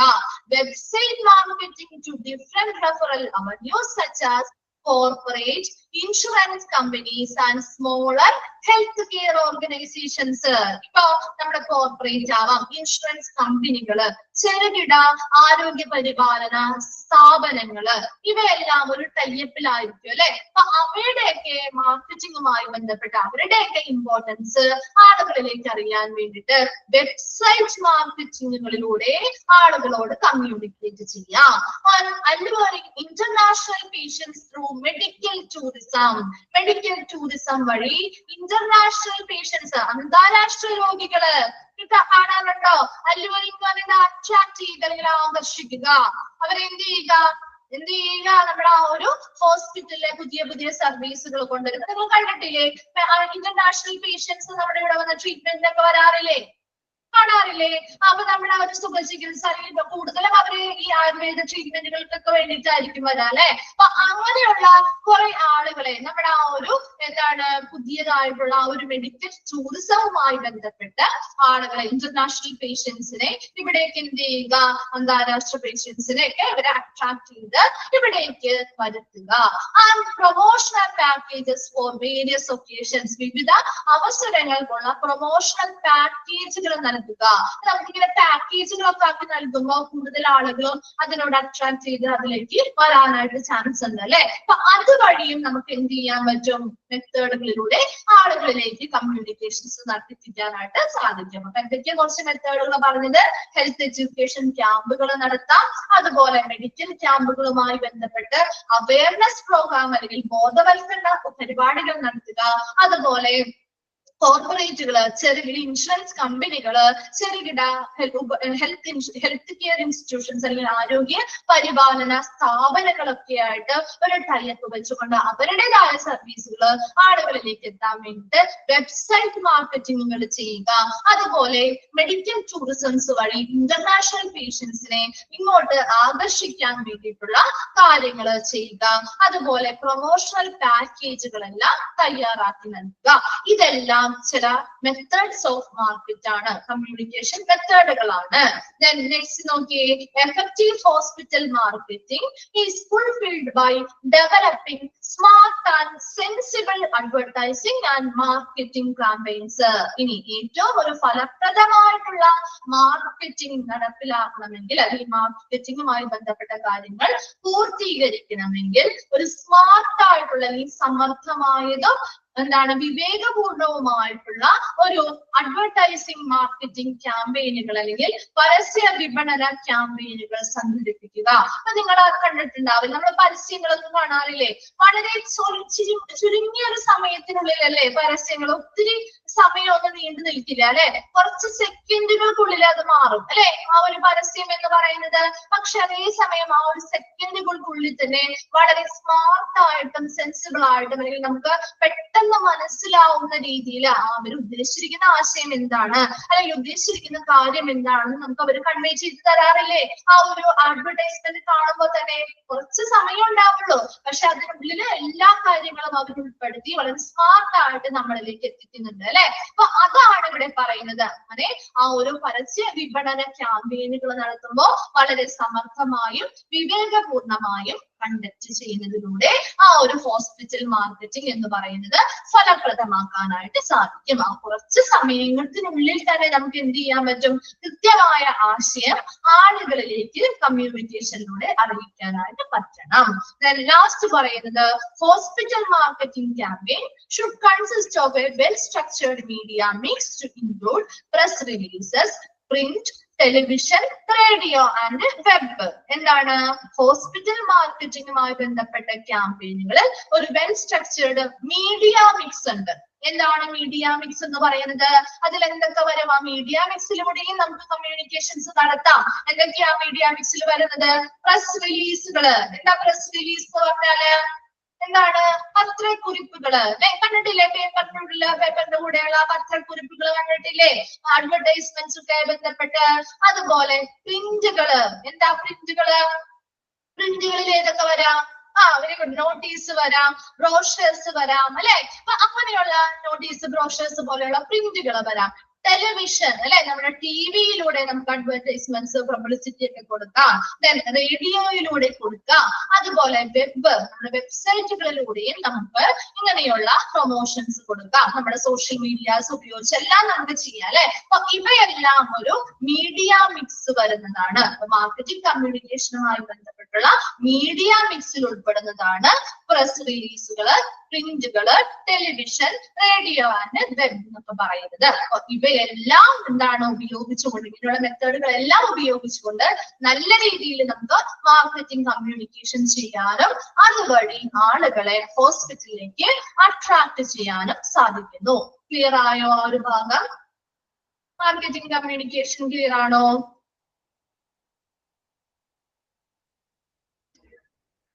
ഓക്കെ. നമ്മുടെ ഈ ഒരു ചാപ്റ്റർ കംപ്ലീറ്റ് ആയി കേട്ടോ. മാർക്കറ്റിംഗ് എന്ന് പറയുന്ന ഒരു ചാപ്റ്റർ ചെറിയൊരു ചാപ്റ്റർ ആണ്. അത് നിങ്ങൾ വായിച്ചു നോക്കിയാലേ നിങ്ങൾക്ക് അത് മനസ്സിലാവുള്ളൂ. ആരെങ്കിലും വായിച്ചു നോക്കിയായിരുന്നോ?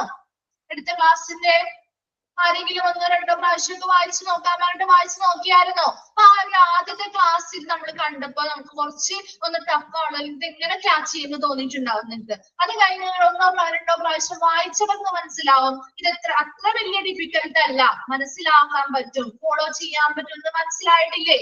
നമ്മൾ ആ ഒരു ആദ്യത്തെ ആ ഒരു ബുദ്ധിമുട്ട് പിന്നെ വായിച്ചപ്പോ തോന്നിയായിരുന്നോ? ആ ഒരു കോൺസെപ്റ്റ് എന്താണെന്നൊന്ന് മനസ്സിലാക്കിയാൽ അത് വെച്ച് കണക്ട് ചെയ്ത് പഠിക്കാൻ പറ്റുന്ന ഒരു വിഭാഗമാണ് അല്ലെ, ഒരു ഭാഗമാണ്. ഒരു കോൺസെപ്റ്റ് ഒന്ന് മനസ്സിലാക്കിയിരിക്കണം, അത് ഇമ്പോർട്ടന്റ് ആണ്. അത് കഴിഞ്ഞാൽ പിന്നെ ബാക്കി വരുന്ന കാര്യങ്ങളെല്ലാം അതുമായി റിലേറ്റ് ചെയ്ത് വരുന്ന കാര്യങ്ങൾ തന്നെയാണ്. ഏതൊരു ചാപ്റ്റർ നിങ്ങൾ അങ്ങനെ തന്നെയാ പഠിക്കേണ്ടത്. ഇനി വരുന്ന ചാപ്റ്റേഴ്സ് ഒക്കെ അങ്ങനെ തന്നെയാ. മെയിൻ കോൺസെപ്റ്റ് എന്താണ് അത് മനസ്സിലാക്കുക, അതിനോട് എന്താണ് കണക്ട് ചെയ്ത് പഠിക്കുക. അപ്പൊ നിങ്ങൾക്ക് ഒരിക്കലും മറന്നു പോകില്ല. അല്ലാതെ നമ്മൾ അവിടെ നിന്ന് ഇവിടെ നമുക്ക് കുറേശ്ശെ കാര്യങ്ങൾ പഠിച്ച് നമുക്ക് ഒരു കണക്ഷൻ ഇല്ലെങ്കിൽ നമ്മുടെ സ്വാഭാവികമാണ്, മനുഷ്യരാണ്, നമ്മൾ മറന്നു പോകും അല്ലെ. അതിനു വേണ്ടിയാണ് റിപ്പീറ്റ് ചെയ്ത് നമ്മൾ പഠിക്കണം എന്ന് പറയുന്നത്. ഈ ഒരു ചാപ്റ്റർ ആണെങ്കിൽ ഇപ്പൊ നമ്മളൊരു ചാപ്റ്റർ കംപ്ലീറ്റ് ആയിട്ടുണ്ട്, അത് ഇന്ന് തന്നെ അത് ഒന്നോ രണ്ടോ പ്രാവശ്യം നിങ്ങൾ ഇന്ന് വായിക്കുക. വായിച്ചിട്ട് മനസ്സിലാവുന്നില്ല, ഏതെങ്കിലും ഭാഗം ക്ലിയർ ആവുന്നില്ലെങ്കിൽ അടുത്ത ക്ലാസ്സിൽ വരുമ്പോൾ നമ്മളോട് ഡൗട്ട്സ് കാര്യങ്ങളുണ്ടെങ്കിൽ ചോദിക്കാം ടീച്ചേഴ്സിന്റെ അടുത്ത്. അങ്ങനെ ക്ലിയർ ചെയ്ത് നിങ്ങൾ മനസ്സിലാക്കി പോവാതെ ഇനി വരുന്ന ചാപ്റ്റേഴ്സ് മുന്നോട്ട് പഠിച്ച് മുന്നോട്ട് പോവാൻ ബുദ്ധിമുട്ടാണ്. നമുക്കറിയാം അത്, കാരണം കുറച്ച് ഡിഫിക്കൽട്ട് ആണ്. മിക്കവരും പറയുന്നത് കുറച്ച് ടഫാണ്, ഇതൊന്ന് ക്യാച്ച് ചെയ്തെടുക്കാൻ കുറച്ച് ബുദ്ധിമുട്ടാണ്. പക്ഷെ നിങ്ങളൊന്ന് എഫേർട്ട് എടുത്താൽ സിമ്പിൾ ആയിട്ട് നിങ്ങൾക്ക് ഇത് മനസ്സിലാക്കി എടുക്കാൻ പറ്റുന്ന ഒരു ഭാഗവും കൂടിയാണ്. നിങ്ങളുടേതായ കുറച്ച് എഫേർട്ട് ഉണ്ടെന്ന് മാത്രം.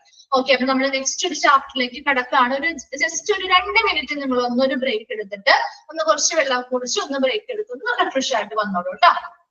2 മിനിറ്റ്, ആരും ലീവ് ചെയ്ത് പോകരുത്. ഉടനെ നമുക്ക് അടുത്തൊരു ചാപ്റ്റർ സ്റ്റാർട്ട് ചെയ്യാം.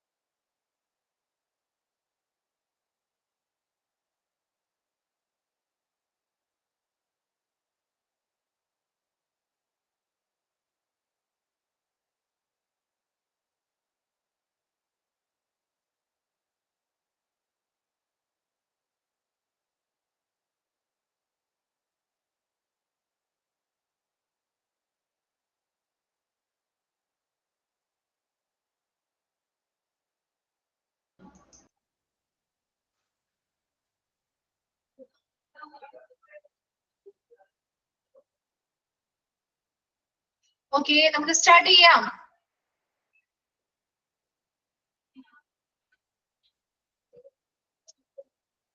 ഓക്കെ, നമ്മുടെ പുതിയൊരു ചാപ്റ്റർ സ്റ്റാർട്ട് ചെയ്യാണ്.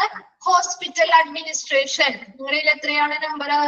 ഇവിടെ തേർഡ് പേപ്പറിലെ 13th ആണ് ചാപ്റ്ററിന്റെ പേര്, നമ്പർ കേട്ടോ. ഹോസ്പിറ്റൽ അഡ്മിനിസ്ട്രേഷൻ 43 ആണ്. 46 ആണ് അല്ലെ? 46. ഓക്കെ, ഇപ്പൊ ഹോസ്പിറ്റൽ അഡ്മിനിസ്ട്രേഷൻ കേട്ടോ. ഇപ്പൊ നമുക്ക് നിങ്ങൾക്ക് കുറച്ചും കൂടി ഇമ്പോർട്ടന്റ് ആയിട്ടുള്ള ഒരു ചാപ്റ്റർ ആയിരിക്കും അല്ലെ. നമ്മൾ ഏത് കോഴ്സ് അവിടെ പഠിക്കുന്നേ? ഹോസ്പിറ്റൽ അഡ്മിനിസ്ട്രേഷൻ എന്ന് പറഞ്ഞ കോഴ്സല്ലേ പഠിക്കുന്നേ.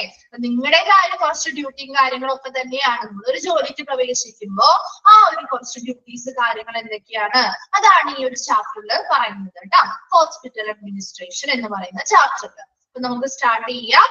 Hospital administration. ഇപ്പൊ നിങ്ങൾ തന്നെ ഒന്ന് പറഞ്ഞേ, എന്തായിരിക്കും ഒരു ഹോസ്പിറ്റൽ അഡ്മിനിസ്ട്രേഷന്റെ പ്രധാനപ്പെട്ട ഡ്യൂട്ടി എന്ന് പറയുന്നത്? എന്തായിരിക്കും? ഒരു ഹോസ്പിറ്റലിനെ സംബന്ധിച്ച് നിങ്ങളിപ്പോ ഹോസ്പിറ്റൽ അഡ്മിനിസ്ട്രേഷൻ പഠിക്കുകയാണല്ലോ. നിങ്ങളൊരു ജോലിയിലേക്ക് പ്രവേശിക്കുമ്പോൾ പ്രധാനമായിട്ടും നിങ്ങൾക്ക് ചെയ്യേണ്ടി വരുന്ന ഒരു ഡ്യൂട്ടി എന്തായിരിക്കും? എന്തൊക്കെ ഡ്യൂട്ടീസ് ചെയ്യേണ്ടതായിട്ട് വരും?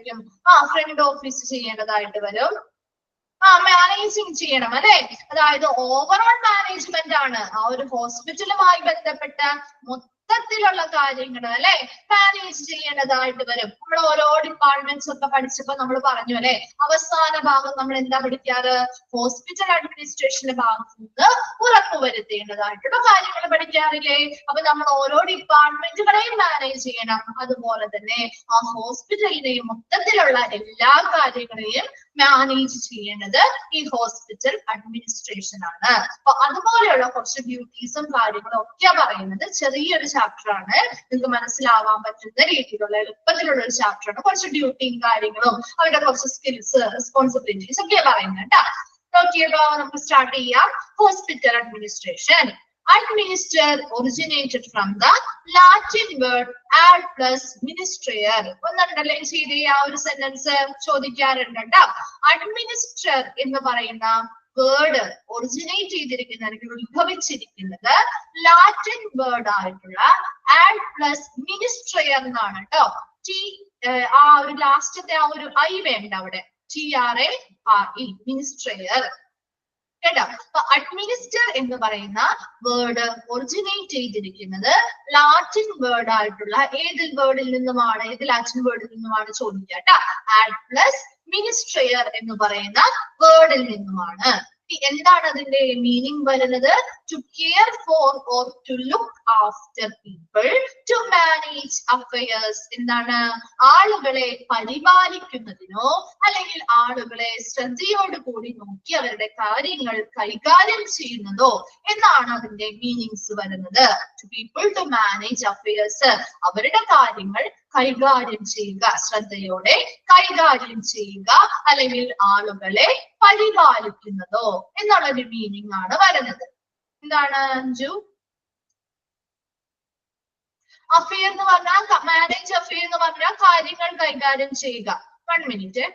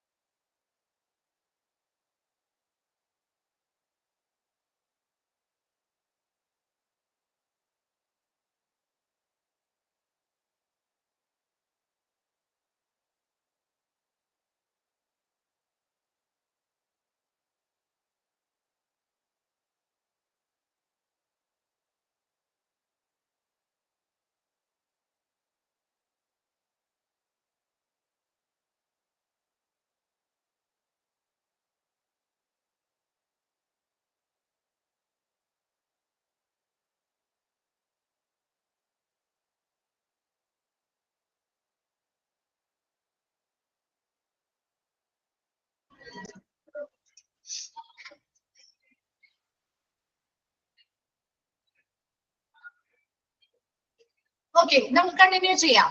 നോക്കി, ഇപ്പൊ അഡ്മിനിസ്റ്റർ എന്ന് പറയുന്ന വേർഡ് അല്ലെ, ലാറ്റിൻ വേർഡ് ഒറിജിനേറ്റ് ചെയ്തിരിക്കുന്നത് അല്ലെങ്കിൽ ഉത്ഭവിച്ചിരിക്കുന്നത് ആഡ് പ്ലസ് മിനിസ്റ്റർ എന്ന് പറയുന്ന വേർഡിൽ നിന്നുമാണ്. അഞ്ചു ഞാൻ ചോദിച്ചത് അഫയേഴ്സിന്റെ മീനിങ് അല്ലെ? മാനേജ് അഫയേഴ്സ് എന്ന് പറഞ്ഞാൽ കൈകാര്യം ചെയ്യല് അല്ലെ, കൈകാര്യം ചെയ്യുക കേട്ടോ. അപ്പൊ അവിടെ ആരോഗ്യം അല്ലെങ്കിൽ അവരുടെ എന്താണ് ആളുകളെ പരിപാലിക്കുക, കെയർ ഫോർ അല്ലെങ്കിൽ ആളുകളെ പരിപാലിക്കുന്നതിനോ അല്ലെങ്കിൽ look after people to manage affairs ആളുകളെ ശ്രദ്ധയോടുകൂടി കൈകാര്യം ചെയ്യുകയും അവരുടെ കാര്യങ്ങൾ എന്ത് ചെയ്യുക, കൈകാര്യം ചെയ്യുക അല്ലെ, അതാണ് അതിന്റെ മീനിങ് വരുന്നത്. Then administration is the activities of groups cooperating to fulfill common goals. ഇത് ആര് പറഞ്ഞിരിക്കുന്ന ഡെഫിനിഷൻ ആണ്? Herbert A Simon. Herbert A Simon എന്ന് പറയുന്ന അദ്ദേഹം പറഞ്ഞിരിക്കുന്ന ഒരു ഡെഫിനിഷൻ ആണ്. അപ്പോൾ നമുക്ക് രണ്ട് ഡെഫിനിഷൻസ്, രണ്ട് വ്യക്തികള് ഇതിനെ കുറിച്ച് നിർവചിച്ചിട്ടുണ്ട്. ആ രണ്ടെണ്ണം ഒന്ന് നോക്കി വെച്ചോട്ടോ. ജസ്റ്റ് ഒന്ന് നോക്കി വെച്ചാൽ മതി, രണ്ടുമായി തമ്മിലുള്ള ഒരു വ്യത്യാസം നോക്കി വെച്ചാൽ മതി. ഇൻ കേസ് ആ ഒരു വ്യക്തി ഇപ്പൊ ഹെർബർട്ട് എ സൈമന്റെ ഡെഫിനിഷൻ ഇതിൽ ഏതാണെന്ന് ചോദിക്കാം, അല്ലെങ്കിൽ ഈ ഒരു ഡെഫിനിഷൻ അങ്ങനെ തന്നെ തന്നിട്ട് അത് ആരുടെ ഡെഫിനിഷൻ ആണെന്ന് ചോദിച്ചാൽ നിങ്ങൾ എഴുതണം കേട്ടോ, സെലക്ട് ചെയ്യാൻ പറ്റണം. അങ്ങനെയുള്ള ക്വസ്റ്റ്യൻസ് ഉണ്ടാവാൻ സാധ്യതയുണ്ട്. അപ്പൊ ഓരോ രീതിയിലുള്ള പുതിയ പുതിയ ക്വസ്റ്റ്യൻസ് ഒക്കെ വരുന്ന സമയത്ത് ഉണ്ടാവുന്ന ജസ്റ്റ് ഒന്ന് നോട്ട് നിങ്ങൾ ഇത് മനസ്സിലാക്കി വെച്ചാൽ മതി. അതായത് ഹെർബർട്ട് എ സൈമന്റെ ഡെഫിനിഷൻ ഏതാണ്, അതുപോലെ മറ്റൊരു വ്യക്തിയാണ് ലുതർ ഗള്ളിക് എന്ന് പറയുന്നത്, അദ്ദേഹത്തിന്റെ ഡെഫിനിഷൻ ഏതാണ്, അതൊന്ന് മനസ്സിലാക്കി വെച്ചാൽ മതി, രണ്ട് തമ്മിലുള്ള വ്യത്യാസങ്ങൾ. അപ്പൊ അത് ആ ഒരു ഡെഫിനിഷൻ അതുപോലെ തന്നെ തന്നിട്ട് ഇത് ആര് നിർവചിച്ചിരിക്കുന്നതാണ്, അഡ്മിനിസ്ട്രേഷനെ കുറിച്ച് അതാരാണ് ഡിഫൈൻ ചെയ്തിരിക്കുന്നത് ഈ ഒരു ഡെഫിനിഷൻ എന്ന് ചോദിച്ചാല് ഹെർബർട്ട് എ സൈമൺ ആണോ ലുതർ ഗള്ളിക് ആണോ എന്ന് മനസ്സിലാക്കാൻ പറ്റുക കേട്ടോ. അങ്ങനെയുള്ള രീതിയിൽ ഒന്ന് വായിച്ച് മനസ്സിലാക്കി വെച്ചാൽ മതി. അല്ലാതെ ഒത്തിരി ഇമ്പോർട്ടന്റ് ആയിട്ട് അങ്ങനെ ക്വസ്റ്റ്യൻ കണ്ടിട്ടില്ല, അല്ലെങ്കിൽ എന്തൊരു കേസ് അങ്ങനെ ഒരു ക്വസ്റ്റ്യൻ ചോദിക്കാനുള്ള ഒരു സാധ്യതയും അവിടെ ഉണ്ട്, അതുകൊണ്ടാണ് പറഞ്ഞു കേട്ടോ. നോക്കി, ഹെർബർട്ട് എ സൈമന്റെ അഡ്മിനിസ്ട്രേഷനെ കുറിച്ച് അദ്ദേഹം എന്താ നിർവചിച്ചിരിക്കുന്നത്? Administration is the activities of groups cooperating to fulfill common goals. ഒരു പൊതുവായ ലക്ഷ്യങ്ങൾ നിറവേറ്റുന്നതിനായിട്ട്, അതാണ് ഫുൾഫിൽ കോമൺ ഗോൾസ് എന്ന് പറയുന്നത്. ഒരു പൊതുവായ ലക്ഷ്യങ്ങൾ നിറവേറ്റുന്നതിനായിട്ട് കോപ്പറേറ്റ് ചെയ്യുക എന്ന് പറഞ്ഞാൽ സഹകരിക്കുക അല്ലെ. ഇപ്പൊ പൊതുവായ ലക്ഷ്യങ്ങൾ നിറവേറ്റുന്നതിനായി ഒരു ഗ്രൂപ്പ് ഓഫ് ആളുകള് അല്ലെ, ഒരു ഗ്രൂപ്പ് ഓഫ് ആളുകളുടെ പൊതുവായ ലക്ഷ്യങ്ങൾ നേടുന്നതിന് വേണ്ടി ഒരു ഗ്രൂപ്പ് ഓഫ് ആളുകളുടെ സഹകരിക്കുന്ന ഈ സഹകരണത്തെയാണ് നമ്മൾ എന്ത് പറയുന്നത്? അഡ്മിനിസ്ട്രേഷൻ എന്ന് പറയുന്നത്. നമുക്കറിയാം അഡ്മിനിസ്ട്രേഷൻ എന്ന് പറയുന്നത് ഒരു വ്യക്തിയുടെ മാത്രം കീഴിൽ വരുന്ന കാര്യമല്ല അല്ലെ, അതിനുള്ളിൽ ഒരുപാട് ആളുകളില്ലേ പെർഫോം ചെയ്യുന്നില്ലേ, അതിലൂടെയാണ് ആ ഒരു ഹോസ്പിറ്റല് മികച്ചതായിട്ട് മുന്നോട്ട് പോകുന്നത് അല്ലെ. അപ്പൊ അതുകൊണ്ട് തന്നെ അവിടെ എന്ന് പറയുന്ന ഒരു ഗ്രൂപ്പ് ഓഫ് ആളുകളുടെ ആക്ടിവിറ്റിയാണ് അല്ലെ, ഒരു ഗ്രൂപ്പ് ഓഫ് ആളുകളുടെ പ്രവർത്തനമാണ്. എങ്ങനെയുള്ള പ്രവർത്തനമാണ്? കോപ്പറേറ്റ് ചെയ്തുകൊണ്ട് അല്ലെ, സഹകരിച്ചുകൊണ്ട് ഒരു ഗ്രൂപ്പ് ഓഫ് ആളുകള് സഹകരിച്ചുകൊണ്ടുള്ള ഒരു പ്രവർത്തനമാണ് അഡ്മിനിസ്ട്രേഷൻ എന്ന് പറയുന്നത്. അത് എന്തിനു വേണ്ടിയിട്ടാണ്? ടു ഫുൾഫിൽ കോമൺ ഗോൾസ്, ഒരു പൊതുവായ ലക്ഷ്യം നേടിയെടുക്കുന്നതിന് വേണ്ടിയാണ് ഇങ്ങനെയുള്ള ആളുകള് എന്ത് ചെയ്യുന്നത്? ആ ഒരു സഹകരിച്ചുകൊണ്ട് പ്രവർത്തിക്കുന്നത്. അപ്പൊ അതിനെയാണ് അഡ്മിനിസ്ട്രേഷൻ എന്ന് പറയുന്നതെന്നാണ് ഹെർബർട്ട് എ സൈമൺ അദ്ദേഹം നിർവചിച്ചിരിക്കുന്നത്. ക്ലിയർ ആയോ? ഹെർബർട്ട് എ സൈമന്റെ ആ ഒരു ഡെഫിനിഷൻ എന്താണ് പറയുന്നത്? ഒരു പൊതുവായ ലക്ഷ്യം നിറവേറ്റുന്നതിനായി അല്ലെങ്കിൽ നേടിയെടുക്കുന്നതിനായിട്ട് എന്താണ് സഹകരിക്കുന്ന ഒരു ഗ്രൂപ്പ് ഓഫ് ആളുകളുടെ പ്രവർത്തനത്തെയാണ് ഹെർബർട്ട് എ സൈമൺ അഡ്മിനിസ്ട്രേഷൻ എന്നതുകൊണ്ട് ഉദ്ദേശിച്ചത്. രണ്ടാമത് ലുതർ ഗള്ളിക്കിന്റെ ഒരു ഡെഫിനിഷൻ ആണ് administration has to do getting things done with the fulfillment of objectives already defined. അതായത് ഇതിനകം നിർവചിച്ചിട്ടുള്ള ലക്ഷ്യങ്ങളുടെ പൂർത്തീകരണത്തോടു കൂടിയായിരിക്കണം ഭരണം മുന്നോട്ട് പോവേണ്ടത്. അതെന്താണ് ഉദ്ദേശിക്കുന്നത്? നമ്മളൊരു ലക്ഷ്യം ഇപ്പൊ ഹോസ്പിറ്റലിലാണെങ്കിലും അവരുടേതായിട്ടുള്ള ഒബ്ജക്റ്റീവ്സ് അല്ലെങ്കിൽ ലക്ഷ്യങ്ങളുണ്ട് അല്ലെ. ഇപ്പൊ ഓൾറെഡി നമ്മൾ ഉണ്ടാക്കി വെച്ചിട്ട് നമ്മൾ ഗോൾ സെറ്റ് ചെയ്യണം അല്ലെ, നമ്മുടെ ലക്ഷ്യങ്ങൾ സെറ്റ് ചെയ്യണം. ഇപ്പൊ ഹോസ്പിറ്റലിൽ ഓരോ സമയത്തും ഓരോരോ ലക്ഷ്യങ്ങളായിരിക്കും നിറവേറ്റേണ്ടി വരാം. അപ്പൊ അവർ ഓൾറെഡി ഇതിനകം സെറ്റ് ചെയ്ത് വെച്ചിരിക്കുന്ന ഗോളുകൾ പൂർത്തീകരിച്ചുകൊണ്ടായിരിക്കണം അടുത്തത് സെറ്റ് ചെയ്യേണ്ടതും അടുത്തത് പൂർത്തീകരിക്കേണ്ടതും. അല്ലാതെ അവസാനം സെറ്റ് ചെയ്ത ഗോളിലാണോ ആദ്യം പൂർത്തീകരിക്കേണ്ടത്? ഓൾറെഡി മുൻപ് സെറ്റ് ചെയ്ത് വെച്ചിരിക്കുന്ന ഗോളുകൾ പൂർത്തീകരിച്ചുകൊണ്ടായിരിക്കണം ആ ഒരു ഭരണം മുന്നോട്ട് കൊണ്ടുപോകേണ്ടത് എന്നാണ് ലുതർ ഗള്ളിക്കിന്റെ ഡെഫിനിഷനിൽ അഡ്മിനിസ്ട്രേഷനെ കുറിച്ച് പറയുന്നത്. ക്ലിയർ ആയോ? അഡ്മിനിസ്ട്രേഷൻ എന്ന് പറഞ്ഞാൽ എന്താണ്? ആ ഒരു ലുതർ ഗള്ളിക്ക് പറയുന്നത് ഓൾറെഡി, അതായത് ഇതിനകം നിശ്ചയിച്ചിട്ടുള്ള നമ്മുടെ ആ ഒരു ലക്ഷ്യങ്ങള്, ആ ഒരു ലക്ഷ്യങ്ങളുടെ പൂർത്തീകരണം, അത് ആദ്യമുള്ള ആ ലക്ഷ്യങ്ങൾ പൂർത്തീകരിച്ച് അതിനുശേഷമായിരിക്കണം പുതിയ ഗോൾസ് ഫുൾഫിൽ ചെയ്യേണ്ടത് അല്ലെങ്കിൽ പൂർത്തീകരിക്കേണ്ടത്. അങ്ങനെ ആയിരിക്കണം ആ ഒരു ഭരണം മുന്നോട്ട് കൊണ്ടുപോകേണ്ടത് എന്നാണ് ലുതർ ഗള്ളിക്ക് പറയുന്നത്. Then next നോക്കിയേ, hospital administration is the governance of the hospital as a business. ഒരു ബിസിനസ് എന്ന നിലയിൽ ഹോസ്പിറ്റൽ അഡ്മിനിസ്ട്രേഷൻ എന്ന് പറയുന്നത് ആ ഒരു ഹോസ്പിറ്റലിന്റെ ഭരണം തന്നെയാണ് അല്ലെ. നമ്മളപ്പോ ഓവറോൾ ആയിട്ടുള്ള കാര്യങ്ങളാ മാനേജ് ചെയ്യുന്നതെന്ന് നമ്മൾ പറഞ്ഞു. ഒരു ബിസിനസ് എന്ന നിലയിൽ ഹോസ്പിറ്റലിന്റെ ഭരണം തന്നെയാണ് ഹോസ്പിറ്റൽ അഡ്മിനിസ്ട്രേഷൻ എന്ന് പറയുന്നത്. And administration is made up of many health care managers and executives who handle individual departments. ഇനി എന്താണ് അഡ്മിനിസ്ട്രേഷൻ എന്ന് പറയുന്നത്? ഓരോ ഇൻഡിവിജ്വൽ ഡിപ്പാർട്ട്മെന്റുകളെയും കൈകാര്യം ചെയ്യുന്നതിന് വേണ്ടിയുള്ള പല ഹെൽത്ത് കെയർ മാനേജേഴ്സും എക്സിക്യൂട്ടീവുകളും അടങ്ങുന്നതാണ് അഡ്മിനിസ്ട്രേഷൻ. ഇപ്പൊ ഒരു അഡ്മിനിസ്ട്രേഷൻ എന്ന് നമ്മൾ പറഞ്ഞു, ഒരുപാട് ആളുകൾ അതിനുള്ളിൽ ഉൾപ്പെടുന്നുണ്ട്. ഒരു ഗ്രൂപ്പ് ഓഫ് ആളുകളുടെ പ്രവർത്തനമാണ് അല്ലെ. അപ്പൊ അത് ഓരോ ഇൻഡിവിജ്വൽ ഡിപ്പാർട്ട്മെന്റുകളെയും കൈകാര്യം ചെയ്യുന്നതിന് വേണ്ടി അതിൻ്റെതായ അഡ്മിനിസ്ട്രേറ്റേഴ്സ് അല്ലെങ്കിൽ ഹെൽത്ത് കെയർ മാനേജേഴ്സ് ഉണ്ടാവും, പല എക്സിക്യൂട്ടീവുകളും എല്ലാവരും അടങ്ങുന്നതാണ് ഒരു അഡ്മിനിസ്ട്രേഷൻ വിഭാഗം എന്ന് പറയുന്നത്. Then they are in charge of the all the administrative and management functions of them respective department. അതായത് അതാത് ഡിപ്പാർട്ട്മെന്റുകളുടെ അഡ്മിനിസ്ട്രേറ്റീവ് അല്ലെങ്കിൽ ഭരണപരമായിട്ടുള്ള കാര്യങ്ങള്, അതുപോലെ പ്രവർത്തനങ്ങളെല്ലാം കൃത്യമായി മാനേജ് ചെയ്യുക, ഇതെല്ലാമാണ് ഒരു അഡ്മിനിസ്ട്രേഷന്റെ ഭാഗത്തു നിന്ന് വരുന്ന പ്രധാന ചുമതല എന്ന് പറയുന്നത്. They are in charge of all the administrative and management functions of their respective departments. അതാത് ഡിപ്പാർട്ട്മെന്റുകളുടെ അഡ്മിനിസ്ട്രേഷനിൽ ഭരണപരമായിട്ടുള്ള കാര്യങ്ങള്, അതുപോലെ പ്രവർത്തനങ്ങളെല്ലാം മാനേജ് ചെയ്യുക എന്നുള്ളതാണ് പ്രധാനമായിട്ടും ഹോസ്പിറ്റൽ അഡ്മിനിസ്ട്രേഷന്റെ പ്രധാന ചുമതല എന്ന് പറയുന്നത്. ക്ലിയർ ആയോ അത്രയും ഭാഗം? ഹോസ്പിറ്റൽ അഡ്മിനിസ്ട്രേഷന്റെ നമ്മള് ലാറ്റിൻ വേർഡ് ഏതിൽ നിന്നാണെന്ന് പറഞ്ഞു? ആഡ് പ്ലസ് മിനിസ്ട്രിയറിൽ നിന്നാണ്. രണ്ട് ഡെഫിനിഷൻ പറഞ്ഞു. ഹെർബർട്ട് എ സൈമണിന്റെയും ലുതർ ഗള്ളിക്കിന്റെയും രണ്ട് ഡെഫിനിഷൻസ് നമ്മൾ പറഞ്ഞു. ഒരെണ്ണം എന്താ പറഞ്ഞേ? അഡ്മിനിസ്ട്രേഷൻ എന്ന് പറഞ്ഞാല് ആ ഒരു ഫുൾഫിൽ കോമൺ ഗോൾസ്. അതെ, അത് ഓരോന്നും നമുക്ക് ഡീറ്റെയിൽ ആയിട്ട് പറയുന്നുണ്ട് കേട്ടോ. അപ്പൊ പറഞ്ഞു തരാം കേട്ടോ. ഇപ്പൊ നോക്കിയേ, ഇപ്പൊ അഡ്മിനിസ്ട്രേഷൻ എന്ന് പറയുന്നത് രണ്ട് ഡെഫിനിഷൻ നമ്മൾ പറഞ്ഞു. അഡ്മിനിസ്ട്രേഷൻ എന്ന് പറയുന്നത് ആ ഒരു പൊതുവായ ലക്ഷ്യം നേടിയെടുക്കാനുള്ള ഒരു ഗ്രൂപ്പ് ഓഫ് ആളുകളുടെ സഹകരിച്ചുള്ള ഒരു പ്രവർത്തനമാണ് അഡ്മിനിസ്ട്രേഷൻ എന്നാണ് ഹെർബർട്ട് എ സൈമൺ പറഞ്ഞത്. ലുതർ ഗള്ളിക്ക് പറഞ്ഞത് എന്താ? ഇതിനകം നിർവചിച്ചിട്ടുള്ള ഗോളുകള് അല്ലെ, ഫുൾഫിൽ ഗോളുകള് അല്ലെങ്കിൽ ഒബ്ജക്റ്റീവ്സ് അല്ലെങ്കിൽ ലക്ഷ്യങ്ങൾ നിറവേറ്റുന്ന രീതിയിലായിരിക്കണം ഭരണം മുന്നോട്ട് കൊണ്ടുപോവേണ്ടത് എന്നാണ് ലുതർ ഗള്ളിക്ക് പറഞ്ഞത്. ഇനി നെക്സ്റ്റ് നമ്മൾ പറഞ്ഞ എന്താ? ഹോസ്പിറ്റൽ അഡ്മിനിസ്ട്രേഷൻ എന്ന് പറയുന്നത് ബിസിനസ് എന്ന നിലയിൽ എന്താണ്? ഹോസ്പിറ്റലിന്റെ ഒരു ഭരണമാണ്.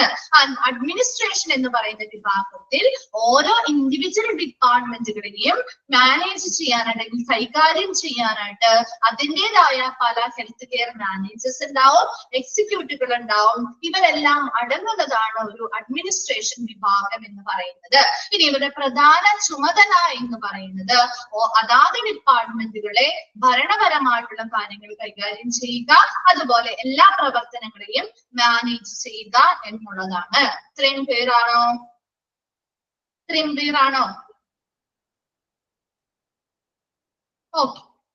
Then next നോക്കിയേ, the duties of the administrator differ with the size and complexity of the hospital. ഇനി ഒരു ഹോസ്പിറ്റലിന്റെ സൈസ് അല്ലെങ്കിൽ വലിപ്പത്തിനനുസരിച്ച് ആ ഹോസ്പിറ്റലിന്റെ കോംപ്ലക്സിറ്റി അല്ലെങ്കിൽ അവിടുത്തെ സങ്കീർണതയ്ക്കനുസരിച്ച് ചില ഹോസ്പിറ്റൽ വലിയ ലാർജ് ഹോസ്പിറ്റലുകൾ ഉണ്ടാവും, ചിലത് ചെറിയ ഹോസ്പിറ്റൽ ആയിരിക്കും അല്ലെ. അപ്പൊ അവിടുത്തെ ആ ഹോസ്പിറ്റലിന്റെ വലിപ്പത്തിനനുസരിച്ച് അല്ലെങ്കിൽ ചില ഹോസ്പിറ്റൽ അധികം ഡിപ്പാർട്ട്മെന്റോ ഫങ്ഷൻസോ ആക്ടിവിറ്റീസോ ഒന്നും നടക്കും നടക്കുന്നുണ്ടാവില്ല. ചില മൾട്ടി സ്പെഷ്യാലിറ്റി ഹോസ്പിറ്റലിലാണെങ്കിലോ ഒരുപാട് ഡിപ്പാർട്ട്മെന്റ്, ഒരുപാട് സേവനങ്ങൾ കൊടുക്കുന്നതാകുമ്പോൾ അത് കുറച്ചുകൂടി കോംപ്ലക്സ് ആണ്, അല്ലെങ്കിൽ സങ്കീർണമാണ് അല്ലെ. അപ്പൊ അങ്ങനെയുള്ള ഏത് ഹോസ്പിറ്റലാണോ സൈസ് അനുസരിച്ച്, ഹോസ്പിറ്റലിന്റെ കോംപ്ലക്സിറ്റി അല്ലെങ്കിൽ സങ്കീർണതയ്ക്ക് അനുസരിച്ച് അവിടുത്തെ അഡ്മിനിസ്ട്രേറ്ററുടെ ചുമതലകളിൽ വ്യത്യാസങ്ങൾ വരാം. ക്ലിയർ ആവോ? അത് നെക്സ്റ്റ് എന്താ നോക്കി, നമ്മൾ കുറച്ച് ഡ്യൂട്ടീസ്, ജനറൽ ആയിട്ടുള്ള കുറച്ച് ഡ്യൂട്ടീസ് ആണ് പറയാൻ പോകുന്നത് കേട്ടോ. Then administrators are contact between hospital boards, other administrators and medical staff. ഇനി അഡ്മിനിസ്ട്രേറ്റേഴ്സ് എന്ന് പറയുന്നത് അവരെ പ്രധാനമായിട്ട് വരുന്ന കുറച്ച് ഡ്യൂട്ടീസ് ആണ്. ആരൊക്കെ തമ്മിൽ കോണ്ടാക്ട് ഉണ്ടാവണം എന്നാ പറയുന്നത്? ആരാണ്? ഹോസ്പിറ്റൽ ബോർഡ് അല്ലെ. ഹോസ്പിറ്റൽ ബോർഡിൽ ആരൊക്കെ ഉണ്ടാവും? ഒരു ഗ്രൂപ്പ് ഓഫ് ആളുകൾ അടങ്ങുന്നതാണ് ഹോസ്പിറ്റൽ ബോർഡ് എന്ന് പറയുന്നത്. ഹോസ്പിറ്റൽ നല്ല രീതിയിൽ സുഗമമായിട്ട് മുന്നോട്ട് പോകാനായിട്ട് അതിനുള്ളിൽ ഉൾപ്പെടുന്ന ഒരു ഗ്രൂപ്പ് ഓഫ് ആളുകൾ അല്ലെ, അതിൻ്റെതായ പ്രൊഫഷണൽ ആയിട്ടുള്ള ആളുകൾ എല്ലാവരും ഉണ്ടാവും. അപ്പൊ അവരെല്ലാം ഉൾപ്പെടുന്ന ആ ഒരു ഹോസ്പിറ്റൽ ബോർഡ് അംഗങ്ങളുമായിട്ട് നല്ലൊരു സമ്പർക്കത്തിലായിരിക്കണം. അതുപോലെ തന്നെ മറ്റ് അഡ്മിനിസ്ട്രേറ്റേഴ്സുമായിട്ട് നല്ലൊരു കോണ്ടാക്ട് ഉണ്ടായിരിക്കണം. അതുപോലെ മറ്റ് മെഡിക്കൽ സ്റ്റാഫുകളുമായിട്ടും നല്ലൊരു സമ്പർക്കം ആര് പുലർത്തണം? അഡ്മിനിസ്ട്രേറ്റേഴ്സ് പുലർത്തണം. Then they organize hospital activities and prepare its overall policies. ഇനി എന്താണ് ചെയ്യേണ്ടത്? ഹോസ്പിറ്റലുമായി ബന്ധപ്പെട്ട ആക്ടിവിറ്റീസ് അല്ലെങ്കിൽ പ്രവർത്തനങ്ങളെല്ലാം സംഘടിപ്പിക്കുക അല്ലെങ്കിൽ ഓർഗനൈസ് ചെയ്യുക. and prepare its overall policies, മൊത്തത്തിലുള്ള നയങ്ങളെല്ലാം രൂപപ്പെടുത്തുക. Then some administrators are in charge of hiring doctors and other staff, carrying out employee evaluation and directing staff meetings. ഇനി ചില അഡ്മിനിസ്ട്രേറ്റേഴ്സിന് എന്ത് ഡ്യൂട്ടി ഉണ്ടായിരിക്കും? In charge of hiring doctors and other സ്റ്റാഫുകള്. എന്താണ്? മറ്റുള്ള സ്റ്റാഫുകളെയും ഡോക്ടേഴ്സിനെയൊക്കെ നിയമിക്കാനുള്ള ചുമതല ചില അഡ്മിനിസ്ട്രേറ്റേഴ്സിന് ഉണ്ടായിരിക്കും. And carrying out employee evaluation, അവിടെയുള്ള ജീവനക്കാരുമായി ബന്ധപ്പെട്ട അവരുടെ ജോലിയുമായി ബന്ധപ്പെട്ട എല്ലാ കാര്യങ്ങളും വിലയിരുത്തുക. അതുപോലെ തന്നെ അത് എക്സ്പീരിയൻസ് ആയിട്ടുള്ളവർക്കാണ് കേട്ടോ. അല്ലാതെ നമ്മൾ ചെല്ലുമ്പോൾ തന്നെ ഈ ഡ്യൂട്ടി എല്ലാം ചെയ്യാനായിട്ട് നമ്മളെ ഏൽപ്പിക്കൊന്നുമില്ല. നമ്മൾ ആ ഒരു എക്സ്പീരിയൻസ് അനുസരിച്ച്, നമ്മുടെ ഒരു സീനിയറിറ്റി അനുസരിച്ച് നമ്മുടെ എങ്ങനെയാണ്, നമ്മുടെ സ്കിൽ എങ്ങനെയാണ്, നമ്മൾ എങ്ങനെയാണ് ഒരു ഡ്യൂട്ടി തന്നാൽ നമ്മൾ പെർഫോം ചെയ്യുന്നത് എന്നതിന്റെ എല്ലാത്തിന്റെയും ബേസിസിലായിരിക്കും നമുക്ക് ഇങ്ങനെയുള്ള ഡ്യൂട്ടീസ്, കാര്യങ്ങൾ, പ്രൊമോഷൻസും കാര്യങ്ങളും കിട്ടി. അതിനനുസരിച്ചായിരിക്കും നമുക്ക് ഈ ഡ്യൂട്ടീസ് ഒക്കെ അസൈൻ ചെയ്ത് തരാം കേട്ടോ. ആദ്യം ചെല്ലുമ്പോൾ തന്നെ നിങ്ങൾ ഇതൊക്കെ എനിക്ക് തരണമെന്നൊന്നും പറയാൻ പറ്റില്ല. കാരണം നമ്മൾ ആദ്യം ഒരു ട്രെയിനീസ് പോലെ അല്ലെങ്കിൽ അതിൽ ആ ഒരു എക്സ്പീരിയൻസ് ഇല്ലാതെയല്ലേ നമ്മൾ ചെയ്യുന്നേ. ഓരോ കാര്യങ്ങളിൽ എക്സ്പീരിയൻസ് ആയി അങ്ങനെയുള്ള നല്ല എക്സ്പീരിയൻസ്ഡ് ആയവർക്കാണ് ഈ ഡ്യൂട്ടീസ് കൊടുക്കുന്നത് കേട്ടോ. നോക്കി നെക്സ്റ്റ്, അവിടെ ആ ഒരു വരുന്ന എംപ്ലോയീസ് അല്ലെങ്കിൽ ജീവനക്കാര് ഫുൾ ടൈം വാച്ച് ചെയ്യും. അതിനനുസരിച്ചുള്ള സ്റ്റാഫുകളെ വെക്കൂര്. കാരണം എന്താ? ആ ഒരു സമയം ഹോസ്പിറ്റൽ എന്ന് പറയുമ്പോൾ 24 hours അവിടെ വർക്കിംഗ് ചെയ്യുന്നതല്ലേ. ചില ഡിപ്പാർട്ട്മെന്റുകൾ മാത്രമല്ലേ, നമ്മുടെ കുറച്ച് ഡിപ്പാർട്ട്മെന്റുകൾ ഉണ്ടാവില്ല. അല്ലാത്ത ഭാഗങ്ങളൊക്കെ ഒരുപാട് കുറെ കാര്യങ്ങൾ നമുക്ക് 24 hours ചെയ്യുന്ന കാര്യങ്ങളുണ്ട് അല്ലെ. അപ്പൊ അതിനനുസരിച്ച് ഷിഫ്റ്റ് ഡ്യൂട്ടീസ് അനുസരിച്ച് ഓരോരുത്തരെ നിയമിക്കും കേട്ടോ. നോക്കിയേ, അപ്പൊ ഹോസ്പിറ്റൽ അഡ്മിനിസ്ട്രേറ്റേഴ്സ് എന്ത് ചെയ്യണം? അതുപോലെ അവിടുത്തെ ജീവനക്കാരുമായി ബന്ധപ്പെട്ട അവരുടെ ജോലിയുമായി ബന്ധപ്പെട്ട കാര്യങ്ങളൊക്കെ വിലയിരുത്തുക. അതുപോലെ സ്റ്റാഫ് മീറ്റിങ്ങുകളൊക്കെ കണ്ടക്ട് ചെയ്യുക. Then they may also be accountable for the hospital's public relations and fundraising program. ഹോസ്പിറ്റലുമായി ബന്ധപ്പെട്ട പബ്ലിക് റിലേഷൻസ് അല്ലെ, നമുക്ക് ആളുകളോട് പബ്ലിക് റിലേഷൻസ് എന്ന് പറയുന്ന ഒരു ചാപ്റ്റർ നിങ്ങൾക്ക് പഠിക്കാനുണ്ട് കേട്ടോ. അപ്പൊ പബ്ലിക് റിലേഷനുമായി ബന്ധപ്പെട്ട കാര്യങ്ങള് എന്ത് ചെയ്യുക? നല്ല രീതിയിൽ കൊണ്ടുവരിക. അതുപോലെ ഫണ്ട് റേസിംഗ് പ്രോഗ്രാം അല്ലെങ്കിൽ ധനസമാഹരണ പരിപാടികളൊക്കെ നടത്തുന്നുണ്ടെങ്കിൽ അതിനൊക്കെ ഉത്തരവാദിത്തമുള്ളത് ആർക്കായിരിക്കണം? ഹോസ്പിറ്റൽ അഡ്മിനിസ്ട്രേറ്റേഴ്സിനാണ്.